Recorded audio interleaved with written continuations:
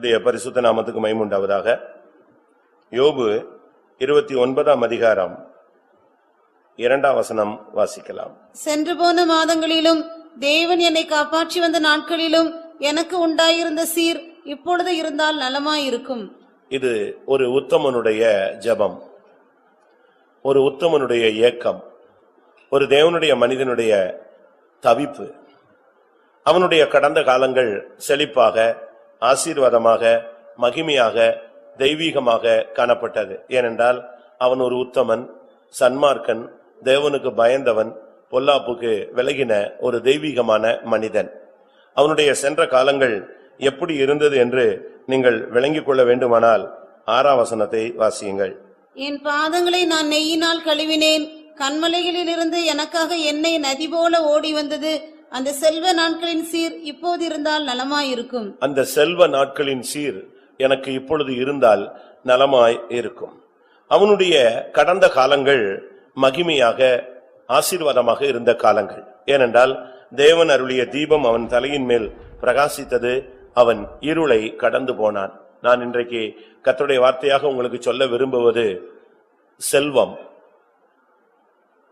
ஒரு தேவனுடைய பிள்ளைக்கு செல்வம் தேவை. அந்த செல்வ நாட்களின் சீர் யோபு 29:6 சொல்லப்பட்டிருக்கிறது. அந்த செல்வ நாட்களின் சீர் இப்போது இருந்தால் நலமாய் இருக்கும் என்று சொன்னான். ஏழைகளாய் பிறந்து செல்வந்தர்களாய் மாறி போனவர்கள் உண்டு. செல்வந்தர்களாய் பிறந்து பரம ஏழைகளாக மாறி போனவர்கள் உண்டு. பிரபுக்கள் நடந்து போகிறதையும், தருத்திரன் அடிமைகள் குதிரைகள் மேல் ஏறி போகிறதையும் கண்டேன் என்று ஒரு ஞானி சொன்னான். அதுபோல இன்றைக்கு வாழ்க்கை ஒரு சக்கரம் போல, இன்றைக்கு உயரத்தில் இருக்கிறவர்கள் நாளைக்கு தாழ்வின் நிலவரத்தில் வருகிறதையும், ஒரு காலத்தில் தாழ்வில் இருந்தவர்கள் இன்றைக்கு உயரத்தில் வருவதையும் நாம் பார்க்க முடியும்.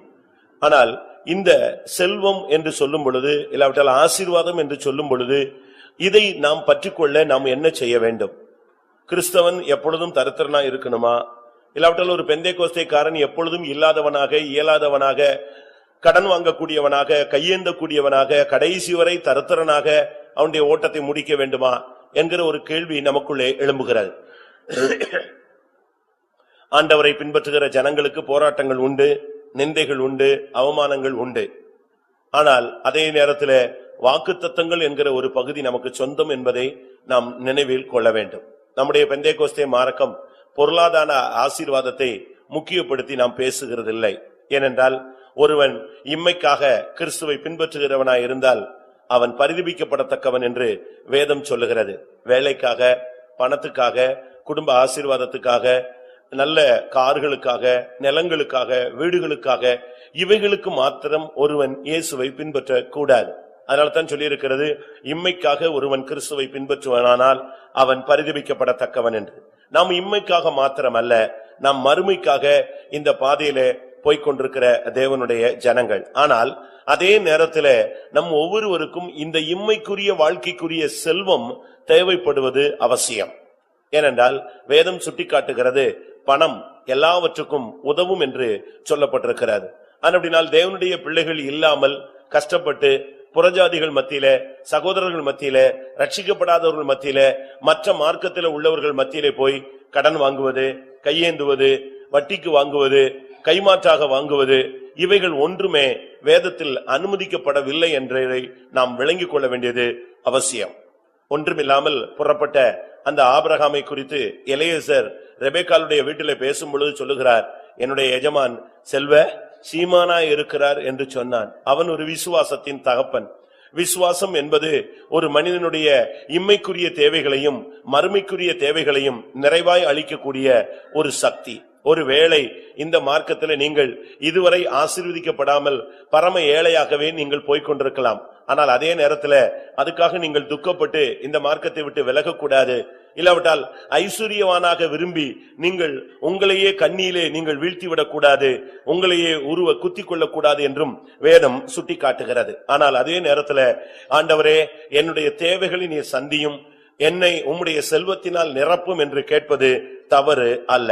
இங்கே அவன் சொல்லுகிறான், ஒரு காலத்திலே அவன் செல்வ சீராக வாழ்ந்த ஒரு மனிதன்.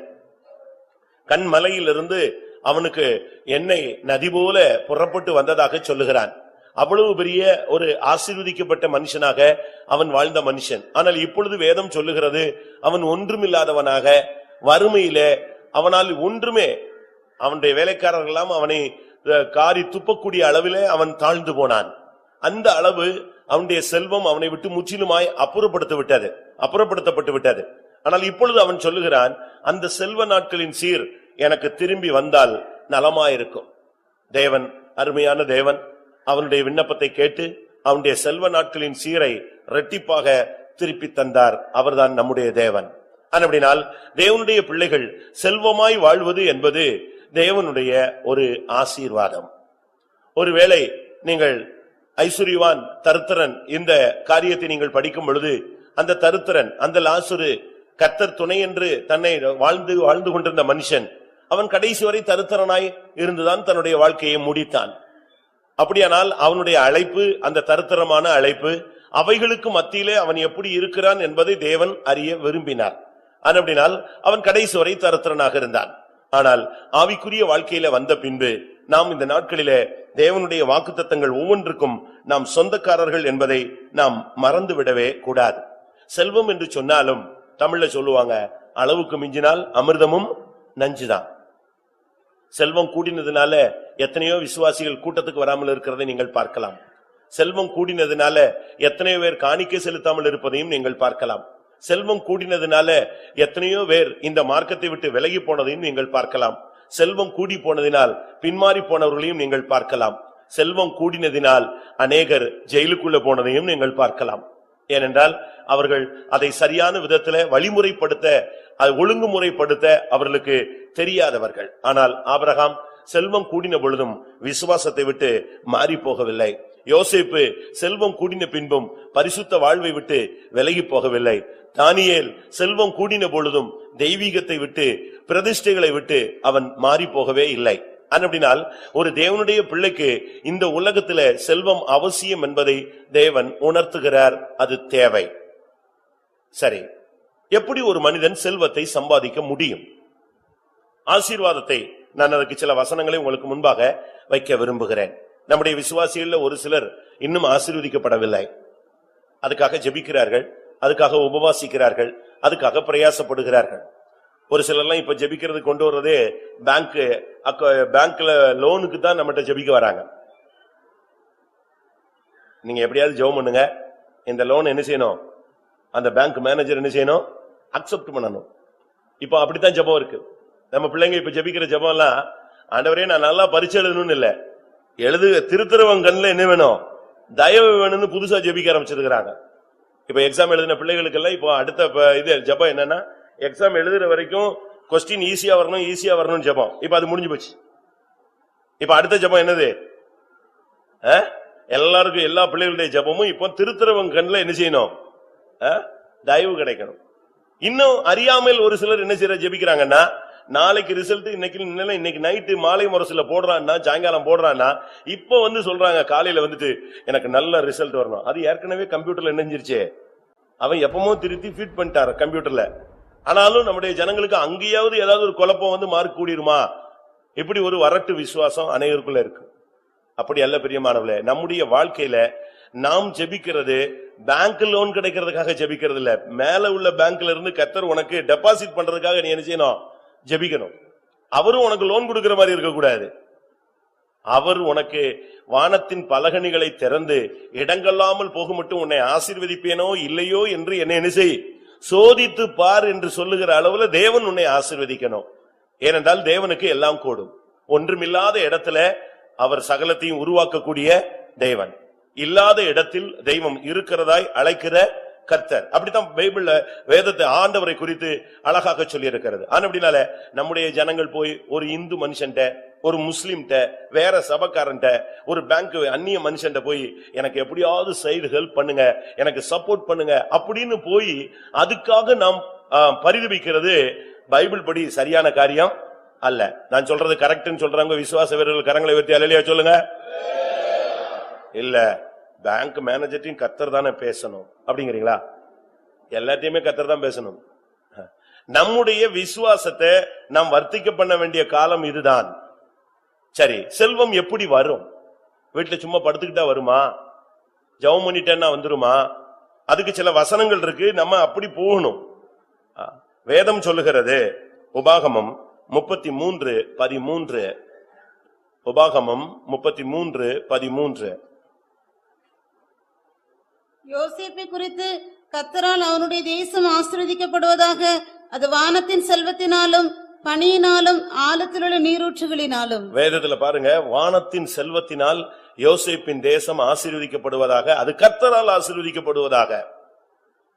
நீ யோசேப்பாய் இருந்தால் உனக்கு வானத்தின் செல்வம் உண்டு, ஆவிக்குரிய ஆசீர்வாதம் உண்டு, ஆவிக்குரிய ஆசீர்வாதங்கள் உண்டு. பரத்திலிருந்து தேவன் உன்னை இடங்கொள்ளாமல் போக மட்டும் ஆசீர்வதிப்பார். அதனாலதான் நான் கொஞ்ச நேரத்துக்கு முன்னால சொன்னேன், யோசேப்பை தேவன் ஆசீர்வதித்தார், அந்த ஆசீர்வாதம் நிலை பெற்றிருந்தது. அவன் கடைசி வரை தன்னுடைய ஜீவியத்துல நஷ்டமடையாமல் தன்னை காத்து கொண்டான். இதிலிருந்து என்ன விளங்கிக் கொள்கிறோம்? நாம் ஒரு யோசேப்பாய் இருந்தால் நிச்சயமாய் கர்த்தர் நம்மை ஆசீர்வதிப்பார். ஒரு உண்மையான கிறிஸ்தவ வாழ்க்கையை நீங்க வாழ்ந்து பாருங்க. கிறிஸ்தவ வாழ்க்கை வாழும் பொழுது பல போராட்டங்கள் உண்டு. வேதம் சொல்லுகிறது, தேவ பக்தியாய் வாழ விரும்புகிற அனைவரும் என்ன செய்வார்கள்? துன்பப்படுத்தப்படுவார்கள். தேவ பக்தியா நடக்கிற விரும்புகிற யாவருக்குமே துன்பம் உண்டு. ஆனா அதே நேரத்துல செல்வம் உங்களை வந்து சேரும். யோசேப்பா இருந்தால் அவனுக்கு திடீர்னு பாருங்க, ஒரே நாள்ல அவனை சிறைச்சாலையில இருந்து கொண்டு வந்தாங்க. அப்பதான் அவனுக்கு ஷேவ் எல்லாம் பண்ணி அவனை தூக்கிட்டு கூட்டு வராங்க. டிரெஸ் எல்லாம் மாறிடுச்சு. சில நிமிடங்கள்ல அவனுடைய தன்மையே மாறி போனது. கொஞ்ச நாட்கள்ல அவன் தேசத்துல ஒரு பெரிய மதிப்புக்குரியவனாய் மாறினான். அவனை தேவன் ஆசீர்வதித்தார். உங்களுடைய ஜீவியத்துல உங்களுடைய பிரதிஷ்டையை விடாதீங்க, உங்களுடைய பரிசுத்தத்தை விடாதீங்க, உங்களுடைய நம்பிக்கையை விடாதீங்க. சூழ்நிலைகள்ல சிக்கிக் கொள்ளாதிருங்கள். யோசேப்பின் வாழ்க்கையை நீங்கள் வாழ்ந்து காட்டுங்கள்.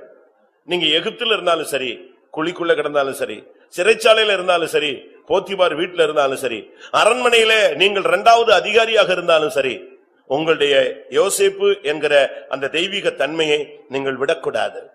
அப்படி நீங்கள் அதில் நின்றிருந்தால் நிச்சயமாய் தேவன் உங்களை ஆசீர்வதிக்க உண்மையுள்ளவராயிருக்கிறார். இங்கே சொல்லப்பட்ட செல்வம் வானத்தின் செல்வம். நமக்கு வானத்தின் செல்வம் ஆண்டவர் தான். ஆண்டவரே அவனுக்கு செல்வமாய் மாறினார். அவனுடைய வாழ்க்கையில வந்த சூழ்நிலைகள் வித்தியாசமானது. எல்லாரும் கைவிட்டாங்க, எல்லாரும் குற்றம் சாட்டினாங்க, எல்லாரும் அவனை கொண்டுட்டோம்னாங்க, செத்து போயிட்டான்னு சொன்னாங்க, எல்லாரும் அவன் ஒரு பெண் பின்னால சுத்தின ஒரு ஆளுன்னு சொன்னாங்க, அதுக்காக ஜெயில இருக்கிறான், தண்டிக்கப்படுறான்னு சொன்னாங்க. இதெல்லாம் அவன் மேல வந்ததான அபாண்டமான குற்றச்சாட்டுகள். இவைகள் அனைத்தையும் சார்ந்து ஜெயித்து அவன் நின்னான். அவனுடைய ஜீவியத்தை மாற்றிக்கொள்ளவில்லை, தெய்வீகமாக நின்னபடினால் கர்த்தர் அவனை வானத்தின் செல்வத்தினால் நிறைத்தார். நீதிமொழிகள் 10ஆம் அதிகாரம் 4ஆம் வசனத்தை பார்க்கும் பொழுது செல்வம் பெருக இன்னொரு வழி வேதம் சுட்டி காட்டுகிறது. சுறுசுறுப்புள்ளவன் கையோ செல்வத்தை உண்டாக்கும். சுறுசுறுப்புள்ளவன். நீங்க ஜெபம் பண்ணிட்டு சோம்பேறித்தனமா வீட்டுல படுத்துக்கிட்டு கர்த்தரை நீ ஆசீர்வதிக்கணும் அப்படின்னா அது ஆசீர்வாதம் கிடைக்காது. பரீட்சை படிக்காமலே தெய்வம் எனக்கு உதவி செய்வார்னு பரீட்சை எழுத போனா அது விதைக்காமலே நீ அறுக்கிறதை காண்பிக்கிற. விசுவாசி என்று சொன்னாலே அவனுக்குள்ள ஒரு சுறுசுறுப்பு இருக்கணும். ஊழியக்காரன் சொன்னா அதை விட டபுள் மடங்கு சுறுசுறுப்பு இருக்கணும். இந்த சோம்பேறித்தனங்கள், அசதிகள், நிர்விசாரங்கள், அசால்ட்னஸ், ரொம்ப வித்தியாசமா அப்படியே சோர்ந்து போறது, இது எல்லாமே தருத்தரத்துக்கு வழிவகுக்கும். ஒரு சிலர் பாருங்க காலையில 8 மணிக்கு தான் எழும்புறாங்க. ஒரு சிலர் பாருங்க சாயங்காலம் 6 மணிக்கே தூங்கிடுவான். ஒரு சிலர் பாருங்க வேலைக்கே போறதில்ல. இன்னும் ஒரு குரூப் இருக்கு, 4 நாள் வேலை பார்த்தா 8 நாள் வேலைக்கு போக மாட்டான். ஏன்னா அந்த காசு இருக்குல்ல, அதை காலி பண்ற வரைக்கும் போக மாட்டான். இதெல்லாம் விசுவாசிகளுடைய அழகு அல்ல. சகோதரிகளும் சரி, அந்த துணியை அப்படி தூக்கி வச்சாங்கன்னா அது ஒரு 1.5 மாசத்துக்கு இருக்கும். அதை துவைக்கவும் மாட்டாங்க, மடிக்கவும் மாட்டாங்க, எடுத்து வைக்கவும் மாட்டாங்க. இப்படி எல்லாம் வீடு தரித்திரம் பிடிக்கிறதுக்கு நாம தான் காரணம். நம்முடைய வாழ்க்கையில ரொம்ப கவனமா இருக்கணும். பைபிள் சொல்லுகிறது, சுறுசுறுப்புள்ளவன் கை செல்வத்தை என்ன செய்யும்? உண்டாக்கும். நம்ம காலையில எழும்பி நம்முடைய வேலைகளை செய்யும் பொழுது உனக்கு சுறுசுறுப்பு இல்லையா? பைபிள் சொல்லுது, எறும்பு நிலத்துல போய் எதை கற்றுக்கொள், எதை கத்துக்க? சுறுசுறுப்பை கத்துக்கொள்னு பைபிள் சொல்லுது. எறும்பு புற்றுக்கிட்ட போய் பாருங்க, நீ என்ன பண்ணாலும் சரி, அது அங்க ஒரு 10 ரைஸ் கிடைஞ்சதுன்னா அது என்ன செய்யறோம்? லாரி வச்சு இழுத்துட்டு வர்ற மாதிரி இழுத்துட்டு வரும். அது வாட்டுக்கு அது வேலையை செஞ்சுக்கிட்டே இருக்கும். நீங்க தடுத்துருங்க, ஒரு கலைச்சு விடுங்க, ஊதி விடுங்க, ஏதாவது பண்ணுங்க, ஒரு சுத்தி திருப்பி இங்க வந்துடும், அந்த ஸ்பாட்டுக்கு வந்துடும். ஆனா நமக்கு அப்படி கிடையாது. இந்த வேலை கிடைக்கலன்னு அடுத்த ஒரு சிலர்லாம் இந்த வேலையில 10 நாள் இருப்பான், அடுத்த வேலையில 10 நாள் இருப்பான், அடுத்த நாள் 10 வேலையில இருப்பான். இப்படி வாழ்க்கையெல்லாம் வேலையும் இல்லாம வருமானம் இல்லாம தரித்திரமாகவே ஒரு சிலர் போகும்போது கிறிஸ்தவன் இப்படித்தான் இருப்பானா அப்படின்னு ஒரு கேள்வி வருது. பெந்தேகோஸ்காரன் இப்படித்தான் சுத்துவானா அப்படின்னு ஒரு கேள்வி வருது. வேதம் சொல்லுகிறது, சுறுசுறுப்புள்ளவன் கை செல்வத்தை உண்டாக்கும். உங்களுக்குன்னு ஒரு குடும்பம் இருக்கு, உங்களுக்கு பின்னால ஒரு 4 ஜீவன் இருக்கு. அப்ப அதை நீங்க ஃபீட் பண்ணணும், அதுக்கு வருங்காலத்தை பார்க்கணும், அதுக்கு படிப்பு பார்க்கணும், சத்தியத்துல அதை வளர்க்க பார்க்கணும். அதுக்கு சத்தியத்துக்கு நீ ஒரு ரோல் மாடலா நிக்கிறதுக்கு ஒரு தாயும் தகப்பனும் மூத்த சகோதரனும் பிள்ளைகளும் அந்த இடங்கள்ல சுறுசுறுப்புள்ளவர்களாக இருக்க வேண்டியது அவசியம். சுறுசுறுப்புள்ளவன் கை செல்வத்தை உண்டாக்கும். செல்வத்தை உண்டாக்குறதுக்கு நீங்க கண்ணை மூடி ஜெபிச்சா மட்டும் போது, அது பிரியமானவர்களே செயல் வேண்டும். விசுவாசம் இல்லாத ஜெபம் ஒண்ணுமே செய்யாது. கிரியை இல்லாத விசுவாசம் செத்தது. உனக்கு கிரியை உண்டாகணும், அப்ப நீ சுறுசுறுப்புள்ளவனா இருக்கணும். அதுக்குத்தான் கர்த்தர் சொல்றாரு, அதிகாலையில என்னை தேடுங்கிறாரு. ஏன்னா அப்படியாவது நீ காலையில எங்க எழும்பிடுவ, சீக்கிரம் எழுப்பி. நம்ம என்ன பண்றோம், அதிகாலையில எழும்பிடுறோம், அடுத்து ஒரு தூக்கம் போடுறோம் பாருங்க. அதுதான் அடுத்த ஃபெயிலியர் மாடல். அது நம்ம பண்றது கரெக்ட், அதிகாலையில வேற வழியே இல்லாம எப்படியோ எழும்பிடுறோம்னு வச்சுக்கோங்களேன். ஆனா அடுத்து ஒரு தூக்கம் போடுறோம். அதுதான் என்னது, வாழ்க்கையில ரொம்ப முக்கியமான ஒரு தூக்கம். நைட்ல அவனை 7 மணி நேரம் முழிக்க சொன்னா கூட முழிச்சிடுவான். ஆனா இந்த காலையில ஜெபம் முடிச்சிட்டு படுக்காம இருந்தா அவனுக்கு என்ன செய்யும், ஜீவனே போயிடும்.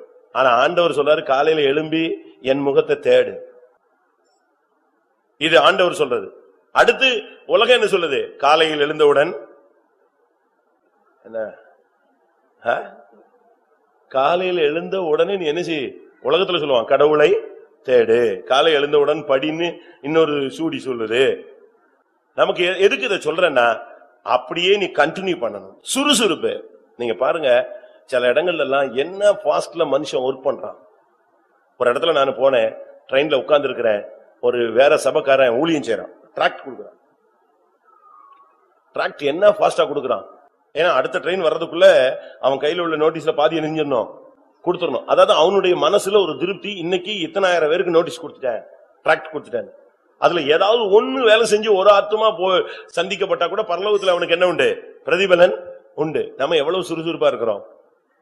இன்னும் கொஞ்சம் தூங்கட்டும், இன்னும் கொஞ்சம் இருக்கு விடியட்டும் சொல்லி என்ன செய்வானா, தன் காலை முடக்கி கையை முடக்கி என்ன செய்வான், படுத்துக்கொள்வான்னு பைபிள் சொல்லுது. நமக்கு எவ்வளவு பேருக்கு சுறுசுறுப்பு இருக்கு.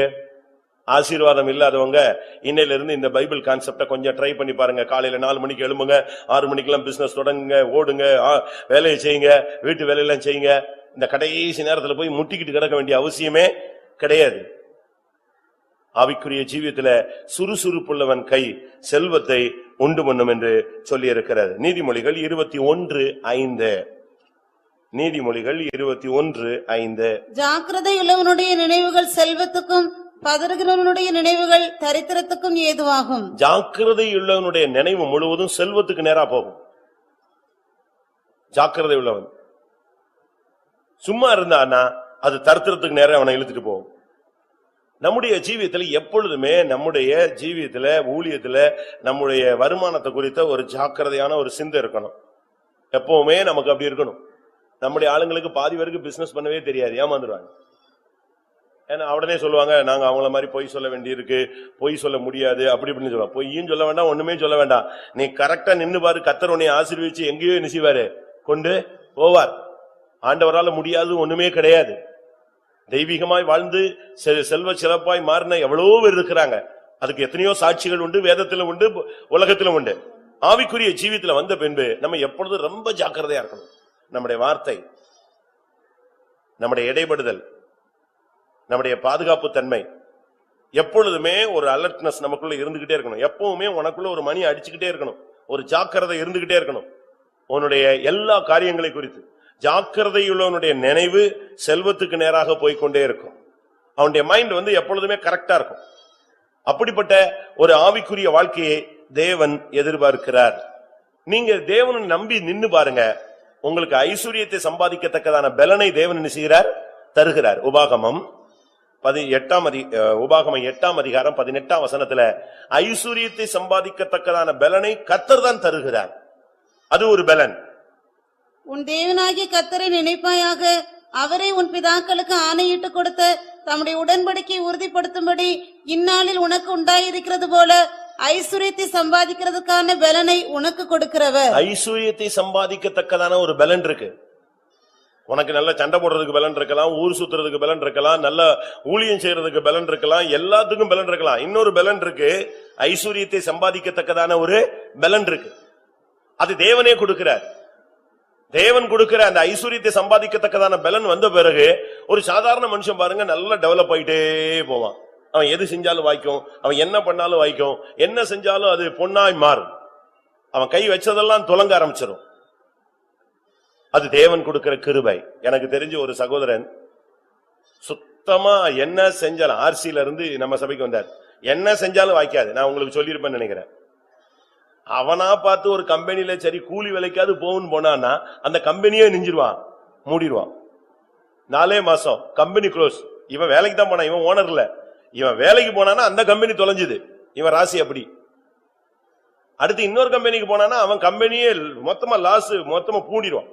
இப்படியே அவனுடைய வாழ்க்கையில கல்யாணம் கட்டினா லைஃப்லயும் சந்தோஷம் இல்ல, கையின் பிரயாசத்துல ஒண்ணுமே இல்ல, தானா தொழில் செஞ்சா வாய்க்காது, வேலைக்கு போனா கம்பெனி மூடிடுவான். இப்படியே இருந்த மனுஷன் ஆனா கர்த்தரை நம்பி நம்ம சபைக்குள்ள கால் எடுத்து வச்சான். ஆவியானவர் அவனை கொண்டு வந்தார். அருமையான ஒரு மார்க்கத்துக்குள்ள இழுத்துட்டு வந்த உடனே அதுக்கு பிறகு பாத்தீங்கன்னா இவனால பல கம்பெனி மூடி இருக்குன்னு ஒரு ஓனருக்கு தெரியும். அவன் தான் அப்ப வேலை கொடுத்து வச்சிருந்தான். இவன் வேலையில இருக்கும் போதுதான் இவன் எங்க வர்றான், நம்ம சர்ச்சுக்குள்ள கால் எடுத்து வைக்கிறான். கால் எடுத்து வச்ச உடனே இவனுக்கு டெவலப் ஆகுது. ஒவ்வொரு தீர்க்க தரிசனங்கள், ஒவ்வொரு பிரசங்கங்கள், பைபிள் படிக்கும் போது, அபிஷேகத்தில் நிரம்பும் பொழுதெல்லாம் இவனுக்கு நமக்குள்ள இருக்கிற சாபம் இணைஞ்சிருச்சே, போயிடுச்சே, நம்மளாலும் சம்பாதிக்க முடியும், நம்மையும் தேவன் ஆசீர்வதிப்பாரு, நாம செய்யற தொழிலை இனிமேல் தெய்வம் ஆசீர்வதிப்பாருன்னு இவனுக்கு ஒரு நிச்சயம் வந்தது. அப்படினால அந்த ஓனர்ட்ட போய் கேட்டான், எனக்கு ஏதாவது ஒரு லைனை பிரிச்சு கொடுத்தீங்கன்னா நான் வேணா உங்களுக்கு கீழ்ப்படிஞ்சு செய்யறேன். அவன் உடனே வந்து சொன்னான், நீ இதுவரைக்கும் செஞ்சது ஒண்ணுமே நீ செய்யல, வாய்க்கல. நீ தொடங்கின கம்பெனியும் மூடியாச்சு, நீ போய் சேர்ந்த கம்பெனியும் மூடியாச்சு. ஒழுங்கா வேலையை பாரு, அமைதியா நான் சொல்ற வேலையை பார்த்துட்டு சம்பளம் வாங்கி சாப்பிட்டுட்டு இருந்தான். ஆனா இவனுக்குள்ள ஒரு தூண்டுதல் இல்ல, உன் மேல இருக்கிற சாபம் நெஞ்சிருச்சு, போயிடுச்சு, உன் மேல இருக்கிற போராட்டம் போயிடுச்சு, உன் கையை தேவன் ஆசீர்வதிக்கிறாரு, நீ வாக்குத்தத்தத்துக்கு சொந்தக்காரன், தேவன் அவனுக்கு உனக்கு ஐஸ்வர்யத்தை சம்பாதிக்கத்தக்க பலனை நான் கொடுக்கிறேன்னு சொல்லிட்டாரு. திரும்பவும் போய் கேட்டான், அவன் தரமாட்டேன்னு சொன்னான். இவன் வெளியே வந்து தனியா ஒரு லைன்ல ஸ்டார்ட் பண்ணான். ஸ்டார்ட் பண்ணா தூத்துக்குடியில தான் ஸ்டார்ட் பண்றான். அங்க ஸ்டார்ட் பண்ணும்போது அந்த கம்பெனிக்கு இவன் போன் பண்ணி சொல்லிட்டான், அந்த ஓனர், என்கிட்ட வேலை செஞ்ச ஒரு ஆள் வருவான், பக்காவா போய் சொல்லுவான், நீங்க அவனுக்கு என்ன செஞ்சிடாதீங்க, ஆர்டரே கொடுத்துடாதீங்க, அவனை நம்பி பணத்தையும் கொடுத்துடாதீங்க, ஆர்டரும் கொடுத்துடாதீங்க அப்படின்னு அந்த கம்பெனி ஓனருக்கு இவன் வேலை பார்த்த கம்பெனி ஓனர் சொல்லிட்டான். இது இவனுக்கு தெரியாது. இவன் ஜெபம் பண்ணிட்டு எங்க போறான், ஆர்டர் எடுக்கிறதுக்கு போறான். அங்க போன உடனே அந்த ஓனர் பயங்கரமா, ஏன்னா இவன் சொல்லி கொடுத்தான் பாத்தீங்களா, அதனால கேள்வி கேட்கிறான், உனக்கு மிஷின் இருக்கா? அவன் என்ன நினைக்கிறான், இவன் இருக்குன்னு போய் சொல்லுவான். இவன் சொன்னா, எனக்கு மிஷினே இல்ல. சரி, வேலையாட்கள் வச்சிருக்கிறியா? இல்ல. இல்ல, நீ ஆர்டர் கொடுத்தா அதை செய்யறதுக்கு உனக்கு கையில பணம் இருக்கா? இல்ல. ஆமா, ஒண்ணுமே இல்ல, ஒண்ணுமே இல்லங்கிற, எப்படி நீ செய்வ பிசினஸ்? அப்ப அவன் சொன்னா, நீங்க கொஞ்சம் அட்வான்ஸ் கொடுத்தா நான் செஞ்சு உங்களுக்கு உண்மையா இருக்கிறேன். அந்த வார்த்தை அவனுக்கு டச் ஆயிடுச்சு. அவன் சொன்ன மாதிரி இவன் பொய் சொல்லல, மிஷின் இருக்குன்னு சொல்லல, ஆள் இருக்குன்னு சொல்லல, வருமானம் கையில இருக்கு, இன்வெஸ்ட் பண்றதுக்கு பணம் இருக்குன்னு சொல்லல, நம்மகிட்டயே கேட்டு நமக்கு பிசினஸ் பண்ணி தராங்கறான்னு சொல்லி உடனே அவனுக்கு மனசுல கர்த்தர் பேசி அவன் ஒரு அமௌண்ட் கொடுத்து நினைஞ்சான், ஸ்டார்ட் பண்ணுனா. இன்னைக்கு எங்கேயோ போயிட்டான். அதுக்கு பிறகு அவனுக்கு ஒரு சின்ன ஆசை, இத்தனை வருஷமா பிறந்ததுல இருந்து நமக்கு ஒரு சின்ன நிலம் கூட இல்லையே, அதனால கொஞ்சம் ஒரு அரசண்டாவது எங்கேயாவது நமக்கு ஊர்ல என்ன வேணும், இடம் வேணும்னு அவனுக்கு ஒரு அற்ப ஆசை. நம்ம ஆளுங்களுக்கு ரொம்ப ஆசை இருக்கு, அவனுக்கு ஒரு சின்ன அற்ப ஆசை. அந்த ஆசையில ஒரு பிளாட் போட்டு ஒரு ஆள்கிட்ட போய் கேட்டான், எனக்கு கொஞ்சம் இடம் எங்கேயாவது ஒரு ஓரத்துல கொடுத்தீங்கன்னா நல்லா இருக்கும். அவன் இவன்ட்ட சொன்னான், அவன் ஏற்கனவே பிளாட் போட்டு எல்லாத்தையும் அட்வான்ஸ் வாங்கியிருக்கான், ஒருத்தனும் ரிஜிஸ்டர் பண்ணல. இவன் போய் கேட்ட உடனே அவன் சொன்னா, நீ ரிஜிஸ்டர் பண்ணுவியா, ஃபர்ஸ்ட் ரிஜிஸ்டர் பண்ணுவியான்னு கேட்டான். இவன் தான் கிடைச்சா போதுன்னு இருக்கானே, நாளைக்கே ரிஜிஸ்டர் பண்றேன், அப்ப உனக்கு இந்த இடம் தாரேன்னு சொல்லிட்டு உடனே ரிஜிஸ்ட்ரேஷன் பண்ணிட்டான். இவன் ரிஜிஸ்ட்ரேஷன் பண்ணி முடிச்ச அடுத்த நாள் அட்வான்ஸ் கொடுத்ததுல பாதி பேர் வந்து நான் ரிஜிஸ்டர் பண்றேன்னு இவனுக்கு அந்த பிளாட் அந்த ரியல் எஸ்டேட் போட்டவனுக்கு மைண்ட்ல வந்துருச்சு. இவன் வந்து கை வச்ச பிறகுதான் எது ஸ்டார்ட் ஆயிருக்கு, நமக்கு பிசினஸே ஸ்டார்ட். அவ்வளவுதான். அடுத்த ட்ரிப் அவன் ரியல் எஸ்டேட் எங்க ஸ்டார்ட் பண்ணாலும் இவனை கேட்கறது இல்லை. இவன் பேர்ல என்னது, ஒரு பிளாட். அவனே எந்தெந்த இடத்துல எல்லாம் பிளாட் போடுறானோ அங்கெல்லாம் இவன் பேர்ல கூப்பிட்டு போன்ல சொல்லுவான், நீங்க வந்து பணம் கட்டாட்ட கூட பரவாயில்ல, ரிஜிஸ்டர் பண்ணிட்டு போயிருங்க, எப்பமாவது வந்து நினைச்சீங்க செட்டில் பண்ணுங்க. உன் மேல இருக்கிற சாபம் மாறும். கர்த்தர் உனக்கு ஐஸ்வர்யத்தை சம்பாதிக்கத்தக்க பலனை என்ன செய்கிறார், இன்றைக்கு தருகிறார். எத்தனை பேர் விசுவாசிக்கிறீங்க? தேவனுடைய வார்த்தையை நீங்க விசுவாசிக்கும் பொழுது அது உங்களுக்குள்ளே பலன் செய்கிறது. நீதிமொழிகளை சொல்லி இருக்கிறது, கர்த்தருடைய ஆசீர்வாதம் ஐஸ்வர்யத்தை தரும், அவதினோடு அவர் வேதனையை கூட்டார். ஆண்டவர் உனக்கு ஆசீர்வாதம் கொடுத்துட்டாருன்னா அதுல பிரச்சனையே இருக்காது. ஆண்டவர் கொடுக்காத ஆசீர்வாதம் தான் பிரச்சனை. ஆண்டவர் உன்னை ஆசீர்வதிக்கணும்னு சொல்லி ஒரு ஆசீர்வாதத்தின் கதவை திறந்து கொடுத்துட்டாருன்னா அதுல வேதனையே இருக்காது என்று வேதம் சொல்லுகிறது. நமக்கு தேவன் ஆசீர்வாதத்தை தேவன் கொடுக்கிறார். பிரசங்கி 6ஆம் அதிகாரம் 2ஆம் வசனம் பாருங்க. தேவன் தான் ஒருத்தனுக்கு செல்வம், கனம், சம்பத்து எல்லாவற்றையும் கொடுக்கிறவர். அதாவது ஒருவனுக்கு தேவன் செல்வத்தையும் சம்பத்தையும் கனத்தையும் கொடுக்கிறார். பாத்தீங்களா, தேவன் தான் அதை கொடுக்கிறார். ஒரு மனுஷனுக்கு செல்வத்தை கொடுக்கணுங்கிறது தேவனுடைய திட்டம். இத்தனை வயசுக்கு பிறகு இத்தனை வந்த சூழ்நிலையில வரும் பொழுது அவனுடைய கண்ணீரை கண்டு, அவனுடைய வேதனையை கண்டு, அவனுடைய பாதையை கண்டு தேவன் அவனுக்கு செல்வத்தையும் வசதியும் தேவன் கொடுக்கிறார். ஒரு சிலர் சொல்லுவாங்க, என்னாலதான் அவன் பெரிய பணக்காரன் ஆயிட்டான், நான் தான் அவனை தூக்கி விட்டேன், அவன் எங்கேயோ போயிட்டான் அப்படின்னு சொல்லுவாங்க. அது உண்மையா கூட இருக்கலாம். அதை பத்தி நீங்க கவலைப்பட வேண்டிய அவசியம் கிடையாது. ஒரு சிலர்லாம் அப்படித்தான். அது நமக்கு கிடைச்ச வாய்ப்பை நம்ம என்ன செய்யறோம், பயன்படுத்துறோம். இப்படி ஒரு வார்த்தை யாக்கோபுக்கு வந்தது. ஆதியாகமம் 31:1 பாத்தீங்கன்னா, யாக்கோபனுடைய மாமனாருடைய பிள்ளைகள் எல்லாம் சொன்னாங்க, நம்ம தகப்பனுடைய பொருள்ல இவன் பயங்கர பணக்காரனா மாறிட்டான். வாசிங்க. பின்பு லாபானுடைய குமாரர் எங்கள் தகப்பனுக்கு உண்டானவைகள் யாவையும் யாக்கோபு எடுத்துக்கொண்டான் என்றும், எங்கள் தகப்பனுடைய பொருளினாலே இந்த செல்வத்தை எல்லாம் அடைந்தான் என்றும் சொன்ன வார்த்தைகளை யாக்கோபு கேட்டான். எப்படிப்பட்ட வார்த்தைகள் வருது பாத்தீங்களா? உண்மைதான், யாக்கோபுக்கு ஒண்ணுமே கிடையாது, ஃப்ரீயா தான் வந்தான். ஆனா தேவனுடைய வாக்குத்தத்தம் அவனுக்கு இருந்தது. அந்த வாக்குத்தத்தத்தை பிடிச்சிட்டு டைம் கிடைக்கும் பொழுது அவன் இந்த செல்வத்தை எல்லாம் பெற்றுக்கொண்டான். இரவும் பகலும் அவன் கஷ்டப்பட்டான். அதை குறித்து அவன் பாடுகளை குறித்து சொல்றான். இரவில் பனி என்னை என்ன செஞ்சது, பனியும் குளிரும் என்னை பட்சித்தது, வெயில் என்னை வேகடித்தது, 10 முறை என் சம்பளம் மாற்றப்பட்டது, எவ்வளவோ நான் கஷ்டப்பட்டேன், எனக்கு தேவன் இந்த செல்வங்களை தந்தார். அப்படினால ஆவிக்குரிய ஜீவித்துல வந்த பிறகு செல்வத்தை நாம் பெற்றுக்கொள்ள வழிமுறைகள் தெரியணும். விசுவாசிகள் இன்றையிலிருந்து ஜெபம் பண்ணுங்க. கர்த்தாவே, நான் யாரு கையிலையும் என்ன செய்யக்கூடாது, கையேந்த கூடாது. இறைவனிடம் மாத்திரம்தான் நீங்க என்ன செய்யணும், கையேந்தணும். மற்ற யாரிடத்துல நீங்க கையேந்த கூடாது. உங்க வீட்டுக்கு ஊழியக்காரங்க வந்துட்டாங்க, ஒருவேளை உங்க கையில காணிக்கை இல்ல, நீங்க அதை பத்தி நீங்க கவலைப்பட வேண்டிய, பாரப்பட வேண்டிய அவசியமே இல்ல. நீங்க உங்களால முடிஞ்ச ஒரு தண்ணியோ காபியோ கொடுத்து சந்தோஷமா அனுப்பி விடுங்க. அதை விட்டுட்டு நீங்க பக்கத்து வீடுகளில் போய் என்ன செய்ய வேண்டாம், வாங்க வேண்டாம். அது வேற சபக்காரனா இருப்பான், இல்லாவிட்டா வேற மார்க்கத்துல உள்ளவங்களா இருப்பான், இல்லாவிட்டா உங்க சொந்தக்காரங்களா இருப்பாங்க. நீங்க அவங்ககிட்ட போய் வாங்கினா அவங்க என்ன நினைப்பாங்கன்னு உங்களுக்கு யோசிச்சீங்களா? நீங்க என்ன நினைக்கிறீங்க தெரியுமா, ஊழியக்காரங்க வந்துட்டாங்க நம்ம கொடுக்கலன்னா ஆசீர்வாதமே போயிடும். இங்க இல்லவே இல்லையா, திருப்பி என்னத்தை கொடுத்து ஆசீர்வாதம் வாங்குறது? இருந்ததானே நீ கொடுப்ப, உனக்கு இல்ல, அடுத்தவன்ட்ட கடன் வாங்கி கொடுத்தா ஆசீர்வாதம் வந்துருமா? தப்பு, கான்செப்டே தவறு. ஏன்னா நான் இப்படி எல்லாம் போய் பார்த்து சத்தம் போட்டிருக்கேன். நான் ஒரு இடத்துக்கு போய் ஜெபிக்க போறேன், நான் வேற ஒரு மேட்டருக்காக போனேன், ஒரு கம்பெனிக்குள்ள. அங்க இந்த கம்பெனிக்குள்ளேயே கம்பெனி வச்சிருப்பாங்க, கம்பெனிக்குள்ளேயே ஒவ்வொருத்தனும் உள் வாடகை கொடுத்து வச்சிருப்பாங்க. அப்ப நான் ஒரு இடத்துக்கு ஜெபிக்க போன உடனே அதுக்கும் ஜெபிங்கன்னு சொன்னாங்க, நான் அதுக்கும் போய் ஜெபிக்க போயிட்டேன். பக்கத்து கம்பெனி, நம்ம விசுவாசி தான், ஆனா பட் அந்த நேரத்துல அவன் கையில என்ன இல்ல, காசு இல்ல. அதுக்குள்ளேயே ஒரு இந்து இருக்கிறான், அவனும் கம்பெனி வச்சிருக்கிறான். அன்னைக்கு ஆயுத பூஜை, அவன் ஃபுல்லா படையல் போட்டு பூஜை முடிச்சிட்டு நிக்கிறான். நான் போய் இவனுக்கு ஜெபிக்க போறேன், நம்ம கம்பெனிக்கு ஜெபிக்க போறேன். இவன் கையில என்ன கிடையாது, என்ன கிடையாது, காசு இல்ல. இவன் என்ன பண்ணா தெரியுமா, நான் ஜெபிச்சு முடிக்கிறதுக்குள்ள அவன்கிட்ட போய் ஆயுத பூஜை முடிச்சு போய் காசு வாங்கிட்டு வந்துட்டான். எனக்கு அதை பார்த்துட்டு அந்த காணிக்கைய வாங்கறதுக்கும் மனசு இல்ல, ஆசீர்வதிக்கிறதுக்கும் மனசு இல்ல. என்ன பண்றது, வேண்டான்னு சொல்லியாச்சு. அப்பதான் யோசிச்சேன், வீட்டுக்கு வந்துட்டு அடுத்த நாள் நான் சொல்லிட்டேன், பிரசங்கத்திலே சொல்லிட்டேன், யாரும் இப்படிப்பட்ட காணிக்கை என்ன செய்யக்கூடாது. நீங்க யோசிங்க, உங்க மைண்ட் எப்படி ஒர்க் ஆகுது, என் மைண்ட் உங்க மைண்ட் வித்தியாசம் இருக்கான்னு பாக்கலாம். அது சரியா? அவன் என்ன நினைப்பான், ஒரு ஊழியக்காரன் வர்றாங்க, உடனே இவன் காசுக்கு அலைகிறான். யார்கிட்ட போய் வாங்கிட்டு வரான்? ஆண்டவர் தான் அதை அக்செப்ட் பண்ணுவாரா? என் பிள்ளையே நீ பக்கத்துல அவன்கிட்ட போய் வாங்கி கொடுக்காமல் விட்டு விட்டா என்ன சொல்வாரு? அவரு நினைப்பாரு, இவன் காலையில வரும் பொழுது நான் கொடுத்த ஆசீர்வாதத்தை இவன் பாக்கெட்ல வைக்காம என்ன செஞ்சான், வந்தான். அப்படித்தான் அவர் யோசிப்பார். ஒரு தேவனுடைய பிள்ளை சரியான விதத்துல நடந்துக்கணும். எந்த இடத்துல எப்படி நடக்கணும் நமக்கு ஒரு ஞானம் இருக்கணும். எந்த இடத்துல எப்படி பேசணும், எப்படி நடந்துக்கணும். உனக்கு அது இல்லைன்னா அந்த அந்நிய மனுஷன் வாங்கி கொடுக்கும்போது அவன் என்ன நினைப்பான்? நீ ஆராதிக்கிற தேவன் எப்படிப்பட்ட தேவன்?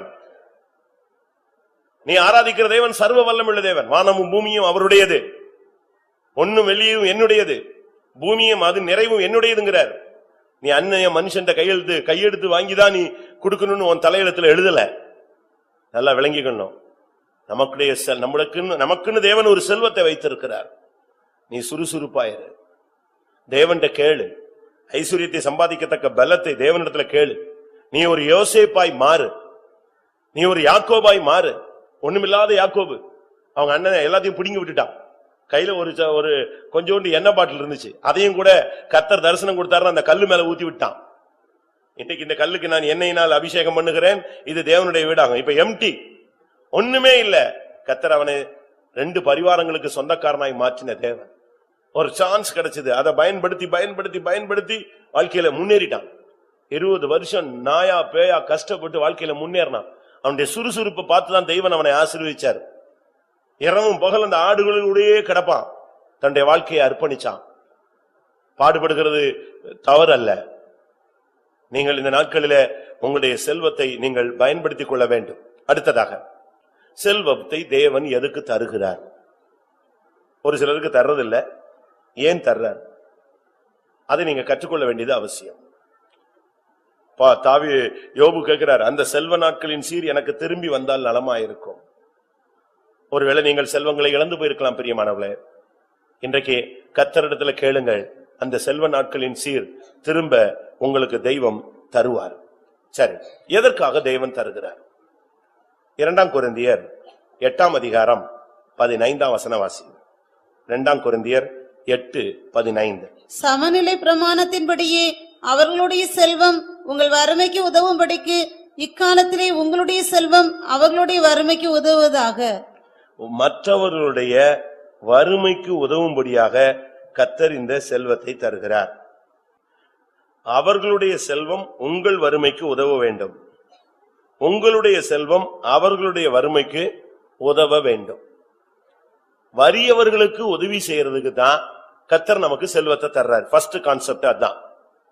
நீ நல்லா புசிச்சு குடிச்சு நல்ல சம்பரமமாய் வாழ்றதுக்காக தேவன் உனக்கு கொடுக்கல. ஒரு சிலர் அப்படித்தான் நினைச்சிடுறாங்க, தேவன் எனக்கு கொடுத்ததை உனக்கு கொடுக்கணும்னு எங்க எழுதியிருக்கு அப்படின்னு சொல்லிட்டு இவங்க சம்பரமமாய் வாழ்றாங்க. அப்படித்தான் பைபிள்ல சொல்லி இருக்கிறது. ஒரு ஐஸ்வர்யவான் சம்பரமமாய் வாழ்ந்தான், ரத்தாம்பரம் உடுத்தி வாழ்ந்தான். தன் ஏழையாகிய அந்த லாசருக்கு ஒரு நாள் கூட அவன் பிரெட் போட்டது கிடையாது. மேஜையில தடுமாறி விழுகிற துணிக்கை தான் யாருக்கு சாப்பாடு? ஒரு நாள் கூட மனப்பூர்வமா அந்த தரித்திரனுக்கு இவன் சாப்பாடு கொடுத்ததே கிடையாது. யோபுவை தேவன் மறுபடி ஆசீர்வதிச்சாருங்கிறதுக்கு காரணம் என்ன தெரியுமா? தாய் தகப்பன் இல்லாத பிள்ளைகள் சாப்பிடாமல் அவன் ஒரு நாளும் தனியா நெஞ்சதில்ல, சாப்பிட்டதே கிடையாது. நம்ம அப்படியே சாப்பிடுறோம், அருமையா கதவை மூடிடுவோம், டப்புன்னு இழுத்து மூடுன்னு. அப்படி சாப்பிடும் போது யாராவது வந்துட்டா, ஐயோ என்னைக்கு பார்த்தாலும் இது ஒரு தொல்லடா, ஒரு நாள் கூட நிம்மதியா சாப்பிட முடியல. அப்படித்தானே? நம்ம அப்படித்தான் நம்ம நினைக்கிறோம். என்னையவே பார்க்க வச்சு எத்தனையோ வீட்டுல, எங்க சொந்தக்காரங்க வீட்டுல சாப்பிட்டு இருக்காங்க. நல்லா ஒரு காலத்துல சின்ன பையனா இருந்த காலங்கள். அப்படி நம்ம சாப்பிடுறது நல்லது அல்ல. யோபுவினுடைய வாழ்க்கையை நீங்க படிச்சு பாருங்க. யோபுவின் சரித்திரத்துல, தாய் தகப்பன் இல்லாதவன் என் பந்தியில் சாப்பிடாமல் நான் ஒரு நாளும் தனியாய் நான் புசித்தது இல்லை. யோபு 31:17. தாய் தகப்பன் இல்லாத பிள்ளை என் ஆகாரத்தில் சாப்பிடாமல் நான் ஒருவனாய் சாப்பிட்டது உண்டோ? எப்படி இருக்கும் பாத்தீங்களா? எப்படி அவன் டெய்லி நம்ம அப்படி சாப்பிடுறோமா? எனக்கா ஒரு நாள் சாப்பிடுவோம். அப்படி அல்ல. உங்களுடைய செல்வம் மற்றவருடைய வறுமைக்கு உதவ வேண்டும். சிறுமைப்பட்டவன் மேல் சிந்தை உள்ளவன் பாக்கியவான். ஏழைகளை விசாரிப்பது தேவனுக்கு முன்பாக சுத்தமான மாசில்லாத பக்தியா இருக்கிறது. விதவைகள் திக்கற்றவர்களை விசாரிக்கிறது. யாக்கோபு 1:27 இந்த வார்த்தை சொல்லப்பட்டிருக்கிறது. உண்மையான பக்தினா ஏழைக்கு சாப்பாடு கொடுக்கிறது, ஒண்ணுமில்லாதவனுக்கு நீங்க உதவி செய்யறது. ஒரு காலத்துல பிரசங்கம் எப்படி இருந்துச்சுன்னா, தருத்தருக்கு கொடு அப்படின்னா உடனே பெந்தேகோஸ்து ஊழியக்காரங்க தருத்தரம்பாங்க. இப்ப பிரசங்கத்தை நாங்க மாத்துறோம், பெந்தேகோஸ்து ஊழியக்காரன் தருத்தர் இல்ல, உண்மையான தருத்தரனை பார்த்து நீ கொடு. அவன் என்ன மார்க்கத்துல இருந்தாலும் சரி, என்ன மதத்துல இருந்தாலும் சரி, எந்த ஜாதியில இருந்தாலும் சரி. ஒரு முஸ்லிமே வறுமையில இருக்கானா உன்னால முடிஞ்சா உதவி செய். ஒரு இந்து பரம ஏழையா இருந்து படிக்க முடியாம இருக்கானா அவனை படிக்க வை. ஆனா பைபிள் சொல்லுகிறது, அதை விட விசுவாச குடும்பத்தில் உள்ளவர்களுக்கு நீங்கள் உதவி செய்து இன்னும் நலமாய் இருக்கும். ஏனென்றால் கண்ட சகோதரத்தில் அன்பு கூறாதவன் காணாத தேவனிடத்தில் எப்படி அன்பு கூறுவான்? அதனால தேவனுடைய பிள்ளைகள் இந்த நாட்கள்ல உங்களுடைய செல்வம் கர்த்தர் கொடுத்ததுக்கு காரணம், மற்றவருடைய வறுமைக்கு உன்னுடைய செல்வம் உதவ வேண்டும். எவ்வளவு ஏழைகளுக்கு உதவி செய்றீங்கன்னு நீங்க பாருங்க. இரண்டாவது சங்கீதம் 16:2-3 வசனங்கள். 16ஆம் சங்கீதம் 2-3 வசனங்கள். என் நெஞ்சமே நீ கர்த்தரை நோக்கி, தேவரீர் என் ஆண்டவராய் இருக்கிறீர். என் செல்வம் உமக்கு வேண்டியதாய் இராமல் பூமியில் உள்ள பரிசுத்தவான்களுக்கும் நான் என் முழு பிரியத்தை வைத்திருக்கிற மகாத்மாக்களுக்கும் அது வேண்டியதாய் இருக்கிறது என்று சொன்னாய். நம்முடைய செல்வம் ஆண்டவருக்கு எதுக்கு தேவை? உங்க செல்வத்தை வச்சு ஆண்டவர் என்ன செய்யறாரு? கோயில் கட்டிடுறாரா? கோபுரம் கட்டிட போறாரா? ஒண்ணுமே இல்ல. இந்த கரன்சி பரலோகத்துல வேலை செய்யாது. இந்த பணம் அங்க என்ன செய்யாது? வேலை செய்யாது. அதனால தான் அழகா அந்த மனுஷன் சொல்றான், கர்த்தரை நோக்கி சொல்றான், தேவரீர் என் ஆண்டவரா இருக்கிறீர், என் செல்வம் உமக்கு வேண்டியதில்லை. ஆனா அதுக்கு பதிலா யாருக்கு தேவை? பூமியிலே இருக்கிற பரிசுத்தவான்களுக்கும் மகாத்மாக்களுக்கும் தேவை. ஒன்று ஏழைகளுக்கு தேவை உன்னுடைய செல்வம், இரண்டாவது பரிசுத்தவான்களுக்கு உன்னுடைய செல்வம் தேவை. எதுக்கு? நல்லா ஜாலியா அழகா ஆடம்பரமாக ஊழியக்காரங்க வாழ்றதுக்கா? அப்படி அல்ல. அவர்களுக்கு ஒரு வாக்குத்தத்தம் இருக்கிறது. ஏசாயா 61:6. ஏசாயா 61:6. நீங்களோ கர்த்தரின் ஆசாரியர் என்று சொல்லப்படுவீர்கள், உங்களை நமது தேவனுடைய பணிவிடைக்காரர் என்பார்கள். நீங்கள் ஜாதிகளின் செல்வத்தை அனுபவித்து அவர்கள் மகிமையை கொண்டு மேன்மை பாராட்டுவீர்கள். ஜாதிகளின் செல்வத்தை ஊழியக்காரன் அனுபவிப்பான். ஏன் இப்படி ஒரு வார்த்தை சொல்லிட்டாரு? விசுவாசிகளுடைய சொத்தெல்லாம் வாங்கி 10% வாங்கி ஊழியக்காரன் அனுபவிப்பான்னு ஏன் சொன்னாரு? அது சரியா? அப்ப ஊழியக்காரங்க நல்ல செல்வந்தர்களா அழகா இருக்கலாமா? ஊழியக்காரன் எவ்வளவு ஐஸ்வர்யம் இருந்தாலும், எவ்வளவு வசதிகள், நம்ம பைத்தம் ஈவன் தமிழ்நாட்டிலேயே நம்முடைய சென்டர் தான் ரொம்ப என்னது பின்தங்கிய நிலவரம். மற்ற எல்லா சென்டரும் ரொம்ப வசதி படைத்தான ஊழியங்கள். ஆனா இந்த செல்வம் எதுக்கு தேவன் ஊழியக்காரங்களுக்கு கொடுக்கிறாரு? அது ஒரு வாக்குத்தத்தம். மத்திய எழுதின சுவிசேஷத்தில் நீங்க பாத்தீங்கன்னா, எல்லாவற்றையும் விட்டு உம்மை நாங்கள் பின்பற்றினோமே, எங்களுக்கு என்ன கிடைக்கும் என்று மத்தேயு 19:27 பேதுரு கேட்டபோது அதற்கு இயேசு சொன்ன பதில், இந்த உலகத்திலே எல்லாவற்றையும் விட்டவர்கள் நூறத்தனையாக அதை இங்கே பெற்றுக்கொள்வார்கள், அதே நேரத்தில் மறுமையிலே நித்திய ஜீவனையும் பெற்றுக்கொள்வார்கள் என்று 26, 27, 28 மத்தேயு 19 இயேசு கிறிஸ்து தெளிவாக பேசுகிறார். அப்படினால வாசிங்க ஒரு விஷயம். அப்பொழுது பேதுரு அவரை நோக்கி, இதோ நாங்கள் எல்லாவற்றையும் விட்டு பின்பற்றினோமே, எங்களுக்கு என்ன கிடைக்கும் என்றான். அதற்கு 29, என் நாமத்து நிமித்தம் வீட்டையாவது சகோதரரையாவது சகோதரிகளையாவது தகப்பனையாவது தாயையாவது மனைவியாவது பிள்ளைகளையாவது நிலங்களையாவது விட்டவன் எவனோ அவன் நூறத்தனையாய் அடைந்து நித்திய ஜீவனையும் சுதந்தரித்துக் கொள்வான். வீடு வாசல் சொத்து சுகம் இதெல்லாம் விட்டவனுக்கு இந்த உலகத்துல நூறத்தனையான ஒரு காரியத்தை கொடுக்க வேண்டும் என்பது ஏசாயா 61:6 படியும், சங்கீதம் 16:2-3 படியும், மத்தேயு 19:27, 28 படியும் அது சாத்தியம். ஏன்னா எல்லாத்தையும் விட்டுட்டாங்க. அப்படினால அவங்களுக்கு இந்த உலகத்துல சும்மா ஊழியத்தின் நிமித்தம் அவர்களுக்கு இவைகள் கொடுக்கப்படுகிறது. ஊழியத்தில் இருக்கிற வரைக்கும் இதை அனுபவிச்சுக்கலாம். ஊழியம் இல்லைன்னு சொன்னா நடு ரோட்ல நிக்கணும். ஊழியத்தின் நிமித்தம் இதை அனுபவித்துக் கொள்ளலாம்.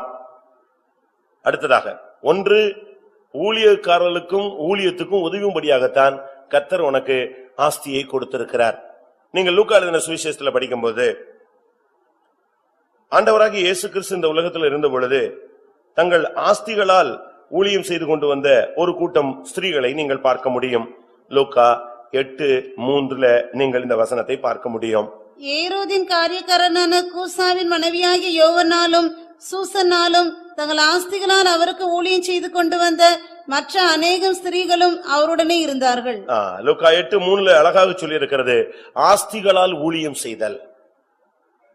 ஒன்று வறுமைக்கு உதவ, இரண்டாவது ஊழியக்காரர்களுக்காக, மூன்றாவது ஆஸ்திகளால் ஊழியத்துக்காக.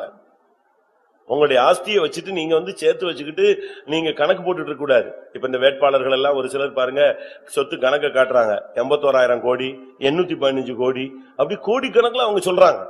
நமக்கு அதுக்காக தேவன் கொடுக்கல. நமக்கு தேவன் கொடுத்தது உன்னுடைய ஆஸ்தியினால், உன் செல்வத்தினால் நீ தேவனுக்கு ஊழியம் செய்யும்படியாக. கால்கேட் பேஸ்டுடைய ஓனர்ட்ட ஒருத்தங்க கேட்டாங்களாம், இந்த அளவு உலக பிரசித்தி பெற்று இருக்கிறீங்களே, உங்க பணத்தெல்லாம் நீங்க தாறுமாறா செலவழிக்கிறீங்களேன்னு கேட்டாங்க. அவர் சொன்னாரா, நான் தாறுமாறா எங்க செலவழிச்சேன்? இல்லையே, நீங்க பைபிளை விட நீங்க ஓவரா செய்றீங்க. பைபிள்லயே ஒரு கான்செப்ட் இருக்கு, 10க்கு 1 தான் கொடுக்கணும்னு. ஆனா நீங்க அப்படி இல்லையான்னு. அப்ப அவர் சொன்னாரா, நான் 10க்கு 1 கொடுக்கறது இல்லைங்கிறது உண்மைதான். என்னை தேவன் ஆசீர்வதிச்சிருக்கிறார், எனக்கு வருமானம் பெருகினதுலாம் உண்மைதான். ஆனா அதேபடி பைபிள் படி நான் 10க்கு 1 கொடுக்கலங்கிறது உண்மைதான். ஆனா நான் 10க்கு 9 கொடுக்கறேங்கிறது உண்மை. நான் ஒத்துக்கிறேன். எத்தனைக்கு? 10க்கு 1 கொடுக்கல. 10க்கு எத்தனை கொடுக்கற? 9 கொடுக்கற. அப்ப அவர் சொன்னாங்களா, இது மிஞ்சின காரியமா தெரியலையா, இப்படி எல்லாம் செய்யலாமா அப்படின்னு. அப்ப அவர் சொன்னாரா, இந்த 10ல 1 ஏன் நான் எடுத்துக்கிட்டேன் பாருங்க, அதுவே என் சந்ததிக்கு சந்ததிக்கு சந்ததிக்கு என்ன செய்யுது, போதுமானபடி கர்த்தர் ஆசீர்வதிச்சிருக்கிறாரு. அதனாலதான் நான் 10க்கு 9 ஊழியத்துக்குன்னு அள்ளி விடுறேன். அப்ப அந்த நாட்களிலேயே, இயேசு கிறிஸ்து இருந்த நாட்களிலேயே தங்களுடைய ஆஸ்திகளால் ஊழியம் செய்து கொண்டு வந்த ஒரு கூட்டம் சகோதரிகள் இருந்தார்கள். அடுத்ததாக, 1 வறுமைக்கு உதவ, 2வது ஊழியர்களுக்கு, 3வது ஊழியத்துக்கு, 4வது கர்த்தருக்கு கடன் கொடுக்க கர்த்தர் உனக்கு வசதி கொடுத்திருக்கிறார். வாசியுங்கள், நீதிமொழிகள் 19:17. ஏழைக்கு இறங்குகிறவன் கர்த்தருக்கு கடன் கொடுக்கிறான், அவன் கொடுத்ததை அவர் திரும்ப கொடுப்பார். நல்லா இந்த பைபிளை படிச்சுக்கங்க. அந்த வசனம் நீதிமொழிகள் 19:17 எதுக்கு கர்த்தர் கொடுக்கிறாரு? கர்த்தருக்கு கடன் கொடுக்கவான். கர்த்தருக்கு கடன் கொடுக்க விரும்புறவங்க எல்லாம் எத்தனை பேர் இருக்கீங்க? கர்த்தருக்கு கடன் கொடுக்க விரும்புறவங்க கை வைத்துங்க பார்க்கலாம். பயப்படுறாங்க எல்லாரும். பைபிள் சொல்லுகிறது, ஏழைக்கு இறங்குகிறவன் கர்த்தருக்கு என்ன செய்கிறான்? கடன் கொடுக்கிறான். ஆர்சி பைபிள் யார்ட்டியா இருக்கா? என் ரூம்ல இருக்கு. ஏழைக்கு இறங்குகிறவன் கர்த்தருக்கு வட்டிக்கு கொடுக்கிறான். எப்படி அவன் என்ன மாதிரி இன்டர்பிரேஷன் பாருங்க. ஏழைக்கு இறங்குறவன் கர்த்தருக்கு கடன் கொடுக்கல, என்ன செய்யறானா? கர்த்தருக்கே என்ன செய்யறான்? வட்டிக்கு கொடுக்கிறான். கர்த்தர் அதை என்ன செய்வாராம் அவனுக்கு? அதை நீங்க புதிய மொழிபெயர்ப்பை பார்க்காதீங்க, பழைய மொழிபெயர்ப்பு யாரு வீட்லயாவது ஆர்சி பைபிள் இருந்தா நீங்க எடுத்து இந்த இதை படிச்சு பாருங்க. என்கிட்ட இருக்கு. ஏழைக்கு இறங்குகிறவன் கர்த்தருக்கு வட்டிக்கு கொடுக்கிறான், கர்த்தர் அதை அவனுக்கு திரும்ப கொடுப்பார். அப்படின்னா என்ன அர்த்தம்? யாருக்காவது ஏழைகளுக்கு உதவி செஞ்சா நாளைக்கு அவன் கொடுப்பாங்கிற எதிர்பார்ப்புல நீ கொடுக்க கூடாது. கைமாறு கருதாமல் கடன் கொடு. அப்படி அவன் திருப்பி கொடுத்துட்டா அது கடன், திருப்பி கொடுக்கவே கூடாது. அதனாலதான் சொல்லி இருக்கிறது, ஏழைக்கு கடன் கொடுக்கிறன்னு சொல்லாம ஏழைக்கு இறங்குகிறவன் சொல்லி இருக்கு. ஏழைக்கு இறங்குகிறவன் யாருக்கு கடன் கொடுக்கிறான்? கர்த்தருக்கு கடன் கொடுக்கிறான். அப்ப கர்த்தருக்கு கடன் கொடுக்கிறானே தவிர ஏழைக்கு கடன் கொடுக்கல. நம்ம என்ன செய்வோம்? தமிழ்ல சொல்லுவாங்க, ஆத்துல போட்டாலும் என்ன செய்யணுமா? அளந்து போடணுமா. அதனால யாருக்கு கொடுத்தாலும் அத கல்யாண வீட்டுல கொடுத்துட்டு வந்தா கூட வீட்டுல நோட்டு வச்சு எழுதிக்கிறாங்க, இந்த வீட்டுல இந்த பங்கனுக்கு இவ்வளவு மொய் எழுதப்பட்டது. சரி, அந்த வீட்டுல ஒரு கல்யாணம், உடனே இவங்க என்ன செய்வாங்க? எதை எடுத்து பாப்பாங்க? நோட் எடுத்து பாக்குறாங்க. அவன் 101 செஞ்சிருக்கான், என்ன பண்றது? இவனுக்கு மனசு 101க்கு மேல என்ன செய்யாது? போகாது. சரி, அவன் செஞ்சதே நம்ம நெஞ்சிடலாம். உடனே இவங்க கணக்கு போடுறாங்க, இனிமே நம்ம வீட்டுல பிள்ளை இல்ல, அப்ப இனிமே அவன் செய்ய மாட்டான். எப்படி இவன் அக்கௌண்ட் எவ்வளவு கரெக்டா போடுறான் பாருங்க. இனி நம்ம வீட்டுல பங்கன் நடக்காது, இனிமே அவன் என்ன வராது, நம்மளுக்கு இனிமே கொடுக்க வேண்டியல. ரைட், அப்படின்னா அக்கௌண்ட க்ளோஸே பண்ணிடலாம், இல்ல கல்யாணத்துக்கே போகாம நீ பாடிக்கலாம். இந்த அளவுதான் நம்ம ஆளுங்க இருக்கிறோம். ஆனா பைபிள் சொல்லுகிறது, ஏழைக்கு இறங்குகிறவன் கர்த்தருக்கு கடன் கொடுக்கிறான். கர்த்தர் உனக்கு செல்வத்தை கொடுப்பதற்கு பல காரணங்கள் உண்டு. இப்படி கொடுக்கணும்னு ஆசைப்பட்டீங்கன்னா செய்யுங்க. கர்த்தர் இன்னைக்கு நான் ஜெபிக்கிறேன், உங்களுக்கு இனிமே ஃப்ளோ கூடிரும், ஆசீர்வாதம் தானா வரும், பிசினஸ் எங்க எல்லா இடத்துலயும் வருமானம் வரும். ஆனா 4 காரியத்தை நீ செய்யணும், தீர்மானம் எடுத்துக்கணும். ஒன்று, வறுமைக்கு உதவ வேண்டும். இரண்டாவது, ஊழிய பரிசுத்தவான்கள் கையில கொண்டு போய் கொடுக்கணும். மூணாவது, ஆஸ்திகளால் ஊழியம் செய்யணும். நாலாவது, ஏழைக்கு இறங்கணும். ஏழைக்கு இறங்குகிறவன் கர்த்தருக்கு வட்டிக்கு கொடுக்கிறான். கொடுக்க முடியுமா? கர்த்தருக்கு வட்டிக்கு கொடுக்கறீங்களா? நீங்க மற்றவனுக்கு வட்டிக்கு கொடுத்தா உங்களுக்கு என்ன கிடையாது? பரலோகம் கிடையாது. ஏழை கர்த்தருக்கு கடன் கொடுத்தா, கர்த்தருக்கு வட்டிக்கு கொடுத்தா உங்களுக்கு என்ன உண்டு? பிரதிபலன் உண்டு, ஆசீர்வாதம் உண்டு, சகல நன்மைகளும் உண்டு. அப்படினால்தான் கர்த்தர் இன்னைக்கு நம்மோடு பேசுகிற வார்த்தை, உன்னுடைய செல்வம் மற்றவருடைய வறுமைக்கு உதவுவதாக, உன்னுடைய ஆஸ்தியினாலே நீ ஊழியத்தை செய்வாயாக. உன்னுடைய செல்வம் தேவனுக்கு வேண்டியதா இராமல் அவருடைய பரிசுத்தவான்களுக்கும் மகாத்துமாக்களுக்கும் தேவைப்படுகிறது. உன்னுடைய ஊழியம், உன்னுடைய வருமானம், உன்னுடைய செல்வம் ஏழைகளுக்கு இறங்குகிறதுக்காக கர்த்தரால் உனக்கு கொடுக்கப்படுகிறது. ஆனா அதே நேரத்துல இந்த செல்வம் வந்த பிறகு நீங்க ஒரு கடிவாளம் போட்டு வைக்கணும். உங்களை செல்வம் வர்றது ரொம்ப ஈஸி. செல்வம் வந்த பிறகு என்ன செய்யணும்? கடிவாளம் போடணும். உனக்கு இந்த பிரதிஷ்டையை விட்டுறக்கூடாது, இந்த கிருபையை விட்டுறக்கூடாது, இந்த அபிஷேகத்தை விட்டுறக்கூடாது, இந்த ஜெபத்தை விட்டுறக்கூடாது, இந்த தெய்வீகத்தை விட்டுறக்கூடாது, இந்த உபதேசத்தை விட்டுறக்கூடாது, இந்த ஐக்கியத்தை விட்டுறக்கூடாது, இந்த தேவ சமூகத்தை விட்டுறக்கூடாது. அப்படி நீ மெயின்டைன் பண்ணேன்னா இந்த ஆசீர்வாதம் வர்றது உனக்கு பக்தியாகவும் இருக்கும். இம்மையில நீ ஆசீர்வதிக்கப்பட்டிருப்பாய், மறுமையிலும் நித்திய ஜீவனை நீங்கள் என்ன செய்ய முடியும்? பெற்றுக்கொள்ள முடியும். அப்படி இல்ல, பணம் வந்த உடனே உன் பார்வை, நினைவு, உன்னுடைய ஸ்டைல் இதெல்லாம் நீ மாத்தவே கூடாது. பைபிள்ல சொல்லி இருக்கிறது, ஒன்றுமில்லாதிருந்தும் தங்களை செல்வவான்களாய் பாராட்டுகிறவர்கள் உண்டு, எல்லாம் இருந்து தன்னை தருத்திரன் போல பாராட்டுகிறவனும் உண்டு. நீங்க பழைய காலத்துல எல்லாம் பாத்தீங்கன்னா பெரிய பணக்காரன் அவன் பாட்டுக்கு ஒரு சின்ன 4 முழ வேஷ்டியை கட்டிட்டு ஒரு மஞ்சள் பைய எடுத்துட்டு போவான், வெளியவே தெரியாது அவன் கையில பணம் இருக்குன்னு. இப்ப நம்ம அப்படி இல்ல, 100 ரூபாய் இல்லாட்டாலும் 1000 ரூபாய் ட்ரெஸ் போட்டுட்டு நினைச்சிடும் சுத்துறோம். இப்படி மாறி போச்சு நம்முடைய ஸ்டைல். இவன்ட்ட ஏதோ இருக்குன்னு சொல்லிட்டு இவனாவது அடிச்சு புடுங்கினா அடிபட்டதான் மிச்சம், ஒண்ணுமே நினைச்சாது, ஒண்ணுமே இருக்காது. அப்படிதான் நம்முடைய வீடுகள் இருக்கு. அதனால ஆவிக்குரிய ஜீவித்துல வந்த பிறகு இன்னைக்கு தேவன் உனக்கு சொல்லுகிறார், தேவன் உன்னை ஆசீர்வாதமாய் செல்வமாய் மாற்றுவார். செல்வமாய் மாறின பின்பு உனக்கு ஒரு கடிவாளம் இருக்கணும். உன்னுடைய டிரெஸ்ல ஒரு கடிவாளம் இருக்கணும். உன்னுடைய வீடு ஆடம்பர பொருட்களால் நிரப்பப்படக்கூடாது, அதுல ஒரு கடிவாளம் இருக்கணும். எல்லாவற்றிலும் தேவன் செல்வத்தை கொடுக்க ஆயத்தமா இருக்கிறார். ஏனென்றால் தேவன் ஆசீர்வாதத்தின் தேவன். பைபிள் சொல்லுகிறது சகல விதமான ஆசீர்வாதங்களின் தேவன். தேவனால முடியாது ஒண்ணுமே கிடையாது. நான் ஒரு வீட்டுக்கு போனேன், அந்த வீட நம்முடைய பரிசுத்தவான்கள் தான் டெடிகேஷன் பண்ணாங்க. அங்க போனா பயங்கரமான வீடு அது. ஒவ்வொரு ரூமும் ஒவ்வொரு கலாச்சாரத்தின் அடிப்படையில் கட்டின வீடு. ஒவ்வொரு ரூமையும் நம்ம போய் சும்மா வேடிக்கை பார்த்துட்டே போலாம். இது ஒவ்வொரு தேசத்தினுடைய அமைப்புல கட்டி வச்சிருக்கிறான். பரிசுத்தவான்கள் தான் இது பண்ணாங்க. ஆனா பணம் வந்ததுனால அவங்களுக்கு கட்டுப்படுத்த முடியல. வீட்டுல பாத்தீங்கன்னா எப்பொழுதும் பிரச்சனை, பணம் அளவுக்கு மிஞ்சிருச்சு. காரணம் கடிவாளம் இல்ல. கர்த்தர் உனக்கு செல்வத்தை தருவார், உனக்குள்ளேயே ஒரு கடிவாளம் இருக்கணும். உன்னை மனைவி கட்டுப்படுத்த வேண்டாம், புருஷன் கட்டுப்படுத்த வேண்டாம், பெற்றோர்கள் கட்டுப்படுத்த வேண்டாம். உனக்குள்ளேயே பரிசுத்த ஆவியானவருடைய ஆளுகை இருந்தா உன்னுடைய செல்வம் கரையாது. இல்லாவிட்டா இந்த செல்வம் உனக்குள்ள வந்த பின்பு உன்னுடைய கடிவாளத்தை இழந்தால் அது உன்னை சீர்கட்டவனாய் மாற்றும். எசேக்கியேல் எரேமியா 49:4. எரேமியா 49:4. எனக்கு விரோதமாய் வருகிறவன் யார் என்று சொல்லி உன் செல்வத்தை நம்பின சீர்கெட்ட குமாரத்தியே. பாத்தீங்களா, செல்வம் வந்த பிறகு நான் இஷ்டத்துக்கு இருப்பேன்னு சொல்லிட்டீங்கன்னா நீ சீர்கெட்ட குமாரத்தியாய் மாறுவாய். செல்வம் வந்த பிறகு உனக்குள்ள ஒரு கட்டுப்பாடு தேவை. அதுதான் வேதம் அழகாக சொல்லுகிறது. செல்வம் வந்த பிறகு உன்னை கட்டுப்படுத்தாம நீ விட்டுட்டேன்னு வச்சுக்கோங்க, உங்களுக்கு ஃப்ரெண்ட்ஸ் கூடுவாங்க, சொந்தக்காரங்களாம் வேகமா வீட்டுக்கு வந்து உட்கார்ந்துக்குவான். அப்பதான் உன் மேல ரொம்ப பாசமா இருப்பாங்க, எல்லாரும் ரொம்ப அன்பா இருப்பாங்க, உனக்கு ஆச்சரியமா இருக்கும். அப்படி நம்ம இருக்க கூடாது. ஏன்னா பைபிள் அப்படி சொல்லுது. செல்வம் வந்துட்டாலே ஃப்ரெண்ட்ஸ் எல்லாம் வந்துருவாங்க. நீதிமொழிகள் 19:4 பாருங்க. நீதிமொழிகள் 19:4. செல்வம் அநேக சிநேகிதரை சேர்க்கும். அது வந்துருவான், ரோட்ல போறவன் ஃப்ரெண்ட் ஆயிருவான், சிரிச்சிருவான், வீட்டுக்கு ஃபங்க்ஷன் வருவான், கெட் டுகெதர் வருவான், ட்ரீட் வைப்பீங்க, ஒரே வீடு ஆடம்பரமும் விருந்தும் ஒரே கொண்டாட்டலா மாறிடும். ஏன்னா ஃப்ரெண்ட்ஸ் ஜாஸ்தியா இருவாங்க. காசு வந்துட்டாலே உனக்கு இப்ப நீங்க வேற ஒண்ணு இல்ல, நீங்க ரிட்டையர்ட் ஆகி பாருங்க, எத்தனை சொந்தக்காரன் வீட்டுக்கு வரான்னு பாருங்க.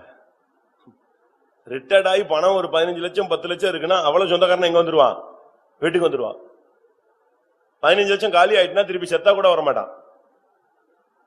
இதுதான் உலகம். நீங்க இந்த விஷயத்துல ரொம்ப கவனமா இருக்கணும். செல்வம் வந்துட்ட பிறகு உனக்கு பெருமை வரக்கூடாது. பணம் வந்துட்ட உடனே பெருமை வரக்கூடாது. 49ஆம் சங்கீதம் 6ஆம் வசனம். 49ஆம் சங்கீதம் 6ஆம் வசனம். தங்கள் செல்வத்தை நம்பி தங்கள் திரளான ஐஸ்வர்யத்தினால் பெருமை பாராட்டுகிறார். பாத்தீங்களா? தங்கள் செல்வத்தை நம்பி தங்களுடைய திரளான ஐஸ்வர்யத்தினாலே அவர்கள் பெருமை பாராட்டுகிறார்கள். உங்களுக்கு செல்வம் வரும், ஆனா பெருமை வரக்கூடாது. செல்வம் வரும், அதன் மேல உன்னுடைய நம்பிக்கை வைக்க கூடாது. ஐஸ்வர்யத்தின் மேல் நம்பிக்கை வைக்கிறவன் பரலோக ராஜ்யத்தில் பிரவேசிப்பதில்லை. செல்வம் வரும், நீ சீர்கெட்டவனா மாறிடக்கூடாது. செல்வம் வரும், அது உனக்கு வியாதியாய் மாறிடக்கூடாது. செல்வத்தை வச்சுக்கிட்டு ஒரு சிலருக்கு தூக்கமே வராது. ஸ்தோத்திரம் ஸ்தோத்திரம். இப்ப நீங்க போன வாரம் நான் பேப்பர்ல படிச்சேன், ஒரு ஆள் அடிக்கடி வெளியூர் போயிடுறாராம். படிச்சிருப்பீங்களே? ஒரு ஆள் அடிக்கடி வெளியூர் போயிருக்காரு. ஆனா அதனால அவருக்கு ஒரு பயம், நம்ம வீட்டுல பணத்தை வச்சுட்டு போனா நெஞ்சிருவான், எவனாவது எடுத்துருவான்னு தோட்டத்துல புதைச்சு வச்சிருக்கான். இந்த பழைய காலத்து ஆளு இப்பவும் இருந்திருக்காங்க. ஊருக்கு போயிட்டு வந்த உடனே தோட்டத்துல வேலை செய்யற மாதிரி எதை தோண்டி பாத்துக்குவாரு, இதை தோண்டி பாத்துக்குவாரு. இதை தோண்டி தோண்டி பார்த்து கடைசியில அதை தோன்றதுக்கு ஒரு வேலைக்காரன் வச்சிருக்காரு. அவன் எப்படியோ தோட்ட வேலைக்கு வந்தவன் இதை பார்த்துட்டான். இந்த ஆளு என்னடா ஊருக்கு போயிட்டு வந்த உடனே எங்கதான் வரான், தோட்டத்துக்கு வரான். போன மாசம் அவர் திரும்பி தோட்டத்துல பார்த்தாரு. தோட்டத்துல எல்லாம் இருந்துச்சு, எது மட்டும் இல்ல. இதை கண்டுபிடிக்கவும் முடியல, ஒண்ணுமே இல்ல. செல்வம் இருந்தா உனக்கு தூக்கம் வராது. தவறாய விதத்துல அதே மைண்ட்ல நீங்க இருக்கக்கூடாது. இந்த ஒரு சில உலகத்துல சொல்லுவான், அர்ப்பனுக்கு காலம் வந்தா என்ன செய்வான், அர்த்தராத்தில குடம் பிடிப்பான். கர்த்தர் உனக்கு கொடுப்பாரு, நீ அதுல பெருமை பாராட்டக்கூடாது. பிரசங்கி 5:12 என்ன சொல்லுது? செல்வம் அவனை தூங்க விடாது. பிரசங்கி 5. வேலை செய்கிறவன் கொஞ்சமாய் புசித்தாலும் அதிகமாய் புசித்தாலும் அவன் நித்திரை இன்பமாய் இருக்கும். செல்வனுடைய பெருக்கோ அவனை தூங்க ஒட்டாது. அவனை தூங்க விடாது. செல்வம் பெருக்க பெருக்க உனக்கு வசதி கூட கூட கடிவாளம் இல்லாமல் போகும் பொழுது, வெளிப்படுத்தல் 18:7 சொல்லப்பட்டபடி உனக்கு வாதையும் வியாதியும் துக்கமும் உனக்கு அதிகரித்து விடும். அதனாலதான் சொன்னேன், செல்வம் வந்த பிறகு உன்னுடைய கட்டுப்பாட்டை நீ இழக்க கூடாது. அவள் தன்னை மகிமைப்படுத்தி செல்வ செருக்காய் வாழ்ந்தது எவ்வளவோ அவ்வளவாய் வாதையையும் துக்கத்தையும் அவளுக்கு கொடுங்கள். பாத்தீங்களா? எவ்வளவு செல்வ செருக்காய் வாழ்ந்தாலோ அவ்வளவுக்கு அவளுக்கு வாதையையும் துக்கத்தை கொடுங்கள். நீங்க பெரிய பணக்காரனா மாறி திருப்பி வியாதியில படுத்துக்கிட்டா என்ன பிரயோஜனம்? அதனால்தான் வேதம் சொல்லுகிறது, செல்வத்தை கர்த்தர் தரும் பொழுது நீ அதை கரெக்டா 4 பேலன்ஸ்ல கிளியர் பண்ணணும். உனக்குள்ளே ஒரு கடிகாலம் போட்டுக்கணும். நீ ஒரு யோசேப்பா இருந்தால் கர்த்தர் உனக்கு செல்வத்தை தருவார். சுறுசுறுப்புள்ளவனா இருந்தால் கர்த்தர் உனக்கு செல்வத்தை தருவார். ஜாக்கிரதை உள்ளவனா இருந்தால் கர்த்தர் உனக்கு செல்வத்தை தருவார். நீ ஐஸ்வர்யத்தை சம்பாதிக்கத்தக்கதான பலனை கர்த்தர் உனக்கு தருவார். கர்த்தருடைய ஆசீர்வாதம் உனக்கு ஐஸ்வர்யத்தை தரும். நீ யாக்கோபா இருந்தால் உனக்கு கிடைக்கிற கொஞ்சத்தை வைத்தே கர்த்தர் உன்னை மேன்மைப்படுத்த முடியும். யோபு கர்த்தருடைய தன்னுடைய காலங்கள் முழுவதும் உத்தமனா இருந்தபடினால் அந்த செல்வ நாட்களின் சீர் அவனுக்கு திரும்ப வந்தது. அப்படினால் செல்வத்தை தேவன் கொடுப்பது ஒரு பெரிய நோக்கத்திற்காக. செல்வத்தை தேவன் கொடுப்பது தன்னுடைய பரிபூர்ண திட்டத்தை நிறைவேற்றும்படியாக. இப்ப நான் ஜெபிக்கிறேன்னு வச்சுக்கோங்க. இப்ப நான் ஊழியக்காரன், இந்த சபையினுடைய ஊழியக்காரன். இப்ப எனக்கு ஒரு 10,000 ரூபாய் தேவை. நான் சும்மா ஒரு கான்செப்ட் சொல்றேன், ஆண்டவருடைய கான்செப்ட உங்களுக்கு சொல்றேன், தவறா விளங்கிறாதீங்க. 10,000 ரூபாய் வேணும். நான் என்ன செய்ய முடியும்? ஆண்டவரே எனக்கு 10,000 ரூபாய் தாரும், 10,000 ரூபாய் தாரும், 10,000 ரூபாய் தாரும் ஜெபிச்சுக்கிட்டே இருப்பேன். இப்போ எப்படி வரும் எனக்கு? ஆண்டவர் என்ன பண்ணுவாரு? இங்க இருக்கிற விசுவாசிகளுக்கு என்ன செய்யணும்? நம்முடைய கான்செப்ட் படி, பைபிள் கான்செப்ட் படி என்ன செய்யணும்? இங்க உள்ள ஒரு விசுவாசிக்கோ இல்லாவிட்ட எல்லா விசுவாசிகளுக்கும் சேர்த்து எவ்வளவு கொடுக்கணும்? 1 லட்சம் ரூபாய் கொடுத்தால் அதுல ஒரு விசுவாசி உண்மையாக இருந்து அவர் 10,000 ரூபாய் கொடுத்தாதான் ஏன் 10,000 ரூபாய் தேவை என்ன செய்யும்? பூர்த்தி ஆகும். கரெக்ட் தானா? சரி, இப்ப எனக்கு 2 கோடி தேவை. இப்ப நான் என்ன செய்வேன்? ஆண்டவரே எனக்கு தாரும் தாரும் நான் ஜெபிப்பேன். ஜெபிக்கும் போது கர்த்தர் விசுவாசிகளுக்கு எவ்வளவு கொடுக்க வேண்டியிருக்கு? 20 கோடி கொடுக்கணும். 20 கோடி கிடைச்ச உடனே இவர் கார் எடுத்துட்டு விசுவாசி போய்விட்டார் என்றால் ஏன் ஜெபம் என்ன ஆகுறது? நான் திருப்பியும் ஜெபம் பண்ணுவேன். ஆண்டவர் பாப்பாரு, நான் கொடுத்துட்டேன்னா இவன் திரும்ப திரும்ப ஜெபிச்சுக்கிட்டு இருக்கான் அப்படின்னு பார்த்த பிறகுதான் தெரியும் இவன் ஓடி போயிட்டான். சரி ரைட். உடனே அவர் என்ன செய்யறாரு, அதை ஆஃப் பண்றாரு, அடுத்தவனை கொண்டு வர்றாரு. அதனாலதான் இன்னைக்கு சபைக்குள்ள முந்தினோர் யாரா மாறுறாங்க, பிந்தினோராய் மாறுறாங்க. இந்த காலத்தில் நீ மௌனமா இருந்தால் ரட்சிப்பு வேற ஒரு ஆள்கிட்ட இருந்து என்ன செய்யும், வரும். அப்பொழுது நீயும் உன் சந்ததியும் என்ன செய்யப்படுவீர்கள், அழிக்கப்படுவீர்கள். இதுதான் தேவனுடைய கான்செப்ட். எனக்கு 10,000 ரூபாய்க்காக கர்த்தர் விசுவாசிய 1,00,000 ஆசீர்வதிக்கிறார். எனக்கு 2 கோடிக்காக விசுவாசிய 20 கோடி ஆசீர்வதிக்கிறார். எனக்கு 20 கோடி தேவைன்னா விசுவாசி எந்த லெவல்ல போகணும், 200 கோடிக்கு போகணும். அதுதான் தேவன் வச்சிருக்கிறார். தேவன் வச்சிருக்கிற ஆசீர்வாதத்தினுடைய படிகள் இப்படித்தான். எனக்கு தேவை 10,000னா உனக்கு 1,00,000, எனக்கு தேவை 10 லட்சம்னா உனக்கு 100 லட்சம். இதுதான் தேவனுடைய கான்செப்ட். இது கரெக்ட். நான் பணத்துக்காக பிரசங்கம் பண்றேன்னு நினைச்சிடாதீங்க. நான் இன்னைக்கு எதிர்பாராம இந்த சூழ்நிலைக்கு வந்தேன். ஆனா நான் இதை மாத்துறதுக்கு ட்ரை பண்ணேன். ஆனா ஆவியானவர் இதை பேசினார். அந்த செல்வம் வறுமைக்கு உதவணும், அந்த செல்வம் பரிசுத்தவான்களுக்கு தேவை, அந்த செல்வம் ஊழியத்துக்கு ஆஸ்திகளால் ஊழியம் செய்யறதுக்கு தேவை, அந்த செல்வம் எனக்கு வட்டிக்கு கொடுக்கிறதுக்கு தேவை. ஆண்டவருக்கு ஏழைக்கு இறங்குறவன் கர்த்தருக்கு கடனோ வட்டியோ கொடுக்கிறான். அப்ப அவர் அதை திரும்பி கொடுக்கும்போது எப்படி கொடுப்பாரு, வட்டி முதல் அசல் எல்லாம் சேர்ந்து நினைச்சுவாரு கொடுப்பாரு. அதுதான் தெய்வத்தினுடைய கான்செப்ட். அப்படினால நம்முடைய செல்வத்தை வச்சுக்கிட்டு தூங்காம உட்கார்ந்து சோத்திரம் சோத்திரம் சோத்திரம் நிக்காத. காசு பெருகின உடனே சுகரு அது இதுன்னு வியாதிப்பட்டு படுத்துறாத. காசு பெருகின உடனே பெருமை பாராட்டி உங்களுடைய மேன்மையை இழந்து விட வேண்டாம். நம்முடைய செல்வம் வானத்தின் செல்வம். தேவனிடத்திலிருந்து உனக்கு அந்த செல்வத்தை கர்த்தர் தருவார். இந்த வானத்தின் செல்வங்களுடைய இன்னொரு அர்த்தம் விசுவாசம், பரிசுத்தம், தெய்வீகம், பிரதிஷ்டை, ஆவிக்குரிய அனுபவங்கள். எல்லாரும் கண்களை மூடுவோம். இந்த காலை வேளையில் கர்த்தர் நம்முடைய மத்தியில வானத்தின் செல்வத்தை அனுப்பும்படியாக வந்திருக்கிறார். நமக்கு கொடுக்கப்பட்ட செல்வத்தை நீங்கள் சரியான விதத்தில் பயன்படுத்துங்கள். செல்வத்தை கொடுக்கும் பொழுது நீங்க முழங்கால் போட்டு கடிவாளத்தை போட்டுக்கங்க. உங்களை நீங்களே ஆவியானவர் உங்களுக்குள்ள இருந்து கடிவாளம் போடணும்.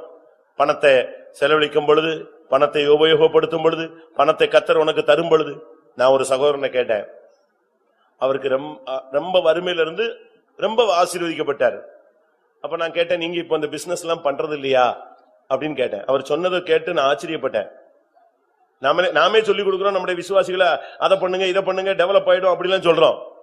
அவர் ரியல் எஸ்டேட், அவனுக்கு ஆயிரக்கணக்கான ஏக்கர் இடம் இருக்கு. நீங்க இப்ப ரியல் எஸ்டேட் பண்ணி சேல்ஸ் பண்ணலையா? அப்ப அவர் சொன்னாரு, பாஸ்டர் நான் கொஞ்சம் பயத்துல இருக்கிறேன். என்ன விஷயம்? நானும் பழைய பாஸ்டர் தான் போயிருக்கும்போது கேட்டோம், ஏன் பயப்படுறீங்க? இல்ல நான் எனக்கு ஒரு கடிவாளம் போட்டிருக்கிறேன், பணத்துக்கு பின்னால நான் என்ன செஞ்சிடக்கூடாது, போயிடக்கூடாது, பணத்தினால என்னுடைய ரட்சிப்பை இழந்துடக்கூடாதுன்ட்டு நான் எல்லாத்தையும் பிரேக் பண்ணி வச்சிருக்கேன், நிப்பாட்டி வச்சிருக்கேன். இப்படியும் விசுவாசிகள் இருக்கிறாங்க. எல்லாரும் கண்களை மூடுவோம். யோபு சொல்லுகிறார், அந்த செல்வ நாட்களின் சீர் எனக்கு திரும்பி வந்தால் நலமா இருக்கும். தேவன் என்னை காப்பாற்றி வந்த அந்த காலங்கள் எனக்கு திரும்பி வந்தால் நலமா இருக்கும். தேவன் என்னை காப்பாற்றி வந்த நாட்களிலே அவருடைய தீபம் என் தலையின் மேல் பிரகாசித்தது. நான் இருளை கடந்து போனேன். சென்று போன மாதங்களில் தேவன் என்னை காப்பாற்றி வந்தார். அவருடைய ரகசிய செயல் என் கூடாரத்தின் மேல் இருந்தது. என் பாதங்களை நான் நெய்யினால் கழுவினேன். கண்மலைகளில் இருந்து எனக்கு எண்ணெய் நதி போல ஓடி வந்தது. அந்த செல்வ நாட்களின் சீர் எனக்கு திரும்ப வந்தால் நலமாயிருக்கும். அருமையானவர்களே, ஆவிக்குரிய ஆசீர்வாதங்களும் உண்டு, பூமிக்குரிய ஆசீர்வாதங்களும் உண்டு. வானத்தின் செல்வமும் உண்டு, பூமியின் செல்வமும் உண்டு. இம்மைக்காக நாம் தேவனை பின்பற்றுகிறவர்கள் அல்ல, நாம் இம்மைக்கும் மறுமைக்கும் தேவனை பின்பற்றக்கூடியவர்கள். அல்லேலூயா. எத்தனை பேருக்கு கர்த்தருடைய ஆசீர்வாதம், வானத்தின் செல்வம் தேவை? வானத்தின் செல்வம் தேவைப்பட்டவர்கள் கண்களை மூடி முழங்கால் படியிடுங்கள். ஒரு 5 நிமிடம் தேவனுடைய வல்லமை நம்மை ஆளுகை செய்யட்டும். உன்மேல் இருக்கிற தருத்தரத்தின் ஆவி வெளியே ஓடட்டும். ஓ, வறுமை ஆயுதம் அணிந்தவனை போல உன்னோடு போராடி கொண்டிருக்கிறது. ஓ, நீ வறுமையிலும் தருத்தரத்திலும் இருப்பது தேவனுடைய சித்தம் அல்ல. நீ ஒரு இந்து மனிதனிடத்தில், முஸ்லிம் இடத்திலே, ஒரு அந்நிய இடத்திலே போய் கையேந்துவது தேவனுடைய சித்தம் அல்ல. கர்த்தர் உன்னை ஆசீர்வதிப்பதே தேவ சித்தம். ஆமென். சொந்தக்காரன்ட்ட போய் நீ கேட்கிறது தேவ சித்தம் அல்ல. ஆமென். நீயோ கடன் வாங்காதிருப்பாய், நீயோ கடன் கொடுப்பாய். ஓ, நீ கீழாகாமல் மேலாவாய். ஆமென். நீ வாளாகாமல் தலையாவாய். தேவனுடைய வாக்குத்தத்தங்கள் உனக்குரியது. ஷிபாலாபாம் துடிபிகராபாம் திகராபாகத்ராபானியா. ஹalleluya. கர்த்தருடைய அபிஷேகம் உன்மேல் இறங்கும். ஆமென். உன்னை செல்வம் உள்ளவனாய் மாற்றும். உனக்குள்ள இருக்கிற அசதி, சோர்வு, பின்மாற்றம், தடைகள், எதிர்ப்புகள், உன் கையின் பிரயாசங்கள் உள்ள போராட்டங்கள் எல்லாம் இந்த கால வேளையில இயேசுவின் நாமத்திலே நீங்குவதாக.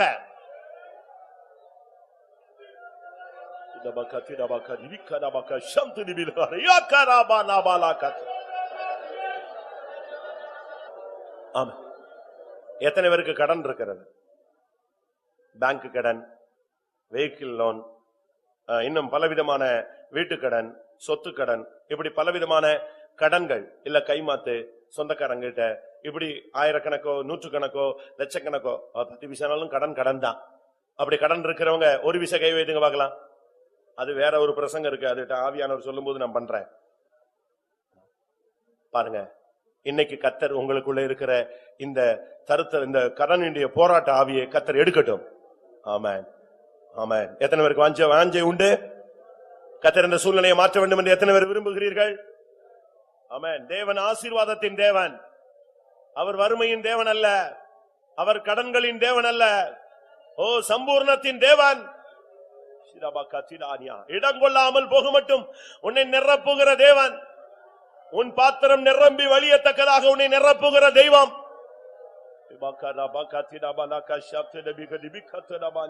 உன்னுடைய விசுவாசம் வர்த்திக்க பண்ணட்டும். ஹல்லேலூயா. உன்னுடைய நம்பிக்கை பெருகட்டும். உன்னுடைய நிச்சயம் கூடட்டும். வாயை திறந்து அறிக்கையிடு. ஹல்லேலூயா. வானத்தின் செல்வத்தினால் என்னை நிரப்புவார். ஆமென். இன்றைக்கு நான் கடனாளியாய் இருக்கிறேன், இனிமேல் வருங்காலங்களில் நான் கடன் கொடுக்கிறவனாய் மாறுவேன். என் தேவன் என்னை ஆசீர்வதிப்பார். என் செல்வம் வறுமைக்கு அநேகருடைய வறுமைக்கு உதவும். என் செல்வம் மகாத்மாக்களுக்கு உதவும். என் செல்வம் இந்த ஊழியத்துக்கு உதவும். என் செல்வம் ஏழைகளுக்கு உதவும். அந்த அளவு தேவன் என்னை ஆசீர்வதிக்க முடியும்.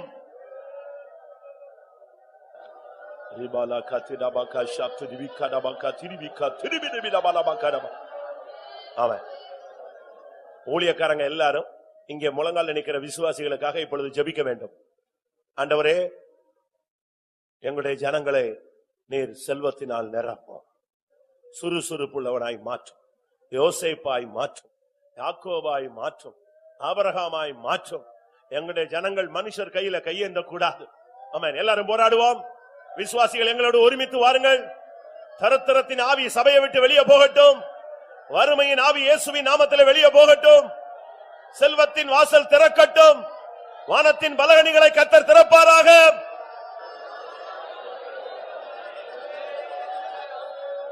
ஹல்லேலூயா, ஹல்லேலூயா, ஹல்லேலூயா. ஆமென், ஆமென். இப்பொழுதே ஆசீர்வதியும்.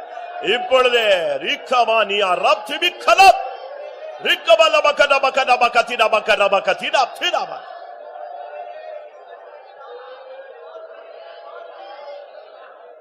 ஹல்லேலூயா, ஹல்லேலூயா, ஹல்லேலூயா, ஹல்லேலூயா. ரிக்கபலபகதபகதிதபகதிதப.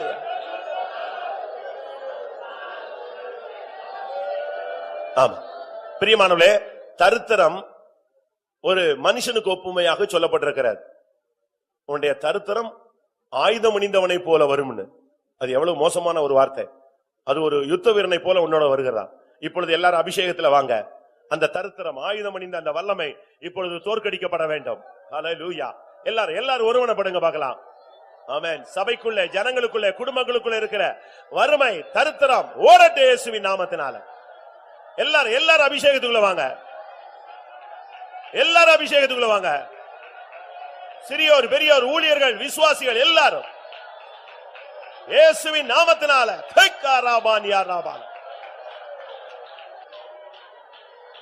ஹல்லேலூயா, ஹல்லேலூயா, ஹல்லேலூயா. ஓ ரபக ஷப்தடபானியா திடபக திடபக திடபானியா டிக்டே. ஆம். நான் இப்பொழுது இந்த கூட்டத்தை ஜெபத்தோடு முடிக்க நாம் முற்படுகிறோம். ஆனால் அதற்கு முன்பாக யோசேப்பின் தேவன் நம்முடைய தேவனாய் வர வேண்டும். யாக்கோபின் தேவன் நம்முடைய தேவனாய் வர வேண்டும். கொஞ்சம் பொருளினால் யாக்கோபு செல்வந்தனாய் மாறிவிட்டான். உண்மையின் நிமித்தம் யோசேப்பு செல்வந்தனாய் மாறிவிட்டான். தேவன் அவனோடு கூட இருந்தார். ஹல்லேலூயா. நம்முடைய தேவன் நம்முடைய ஜனங்களுக்கு இருக்கிறதை கர்த்தர் ஆசீர்வதிக்கட்டும். ஆமென். இருப்பதை தெய்வம் ஆசீர்வதிக்கட்டும். ஆமென். இருக்கிற நிலவரத்திலிருந்து கர்த்தர் ஆசீர்வதிக்கட்டும். ஒன்றுமே இல்லாவிட்டாலும் இருக்கிறதாய் அழைக்கிற தேவன் அவர்களை ஆசீர்வதிக்கட்டும்.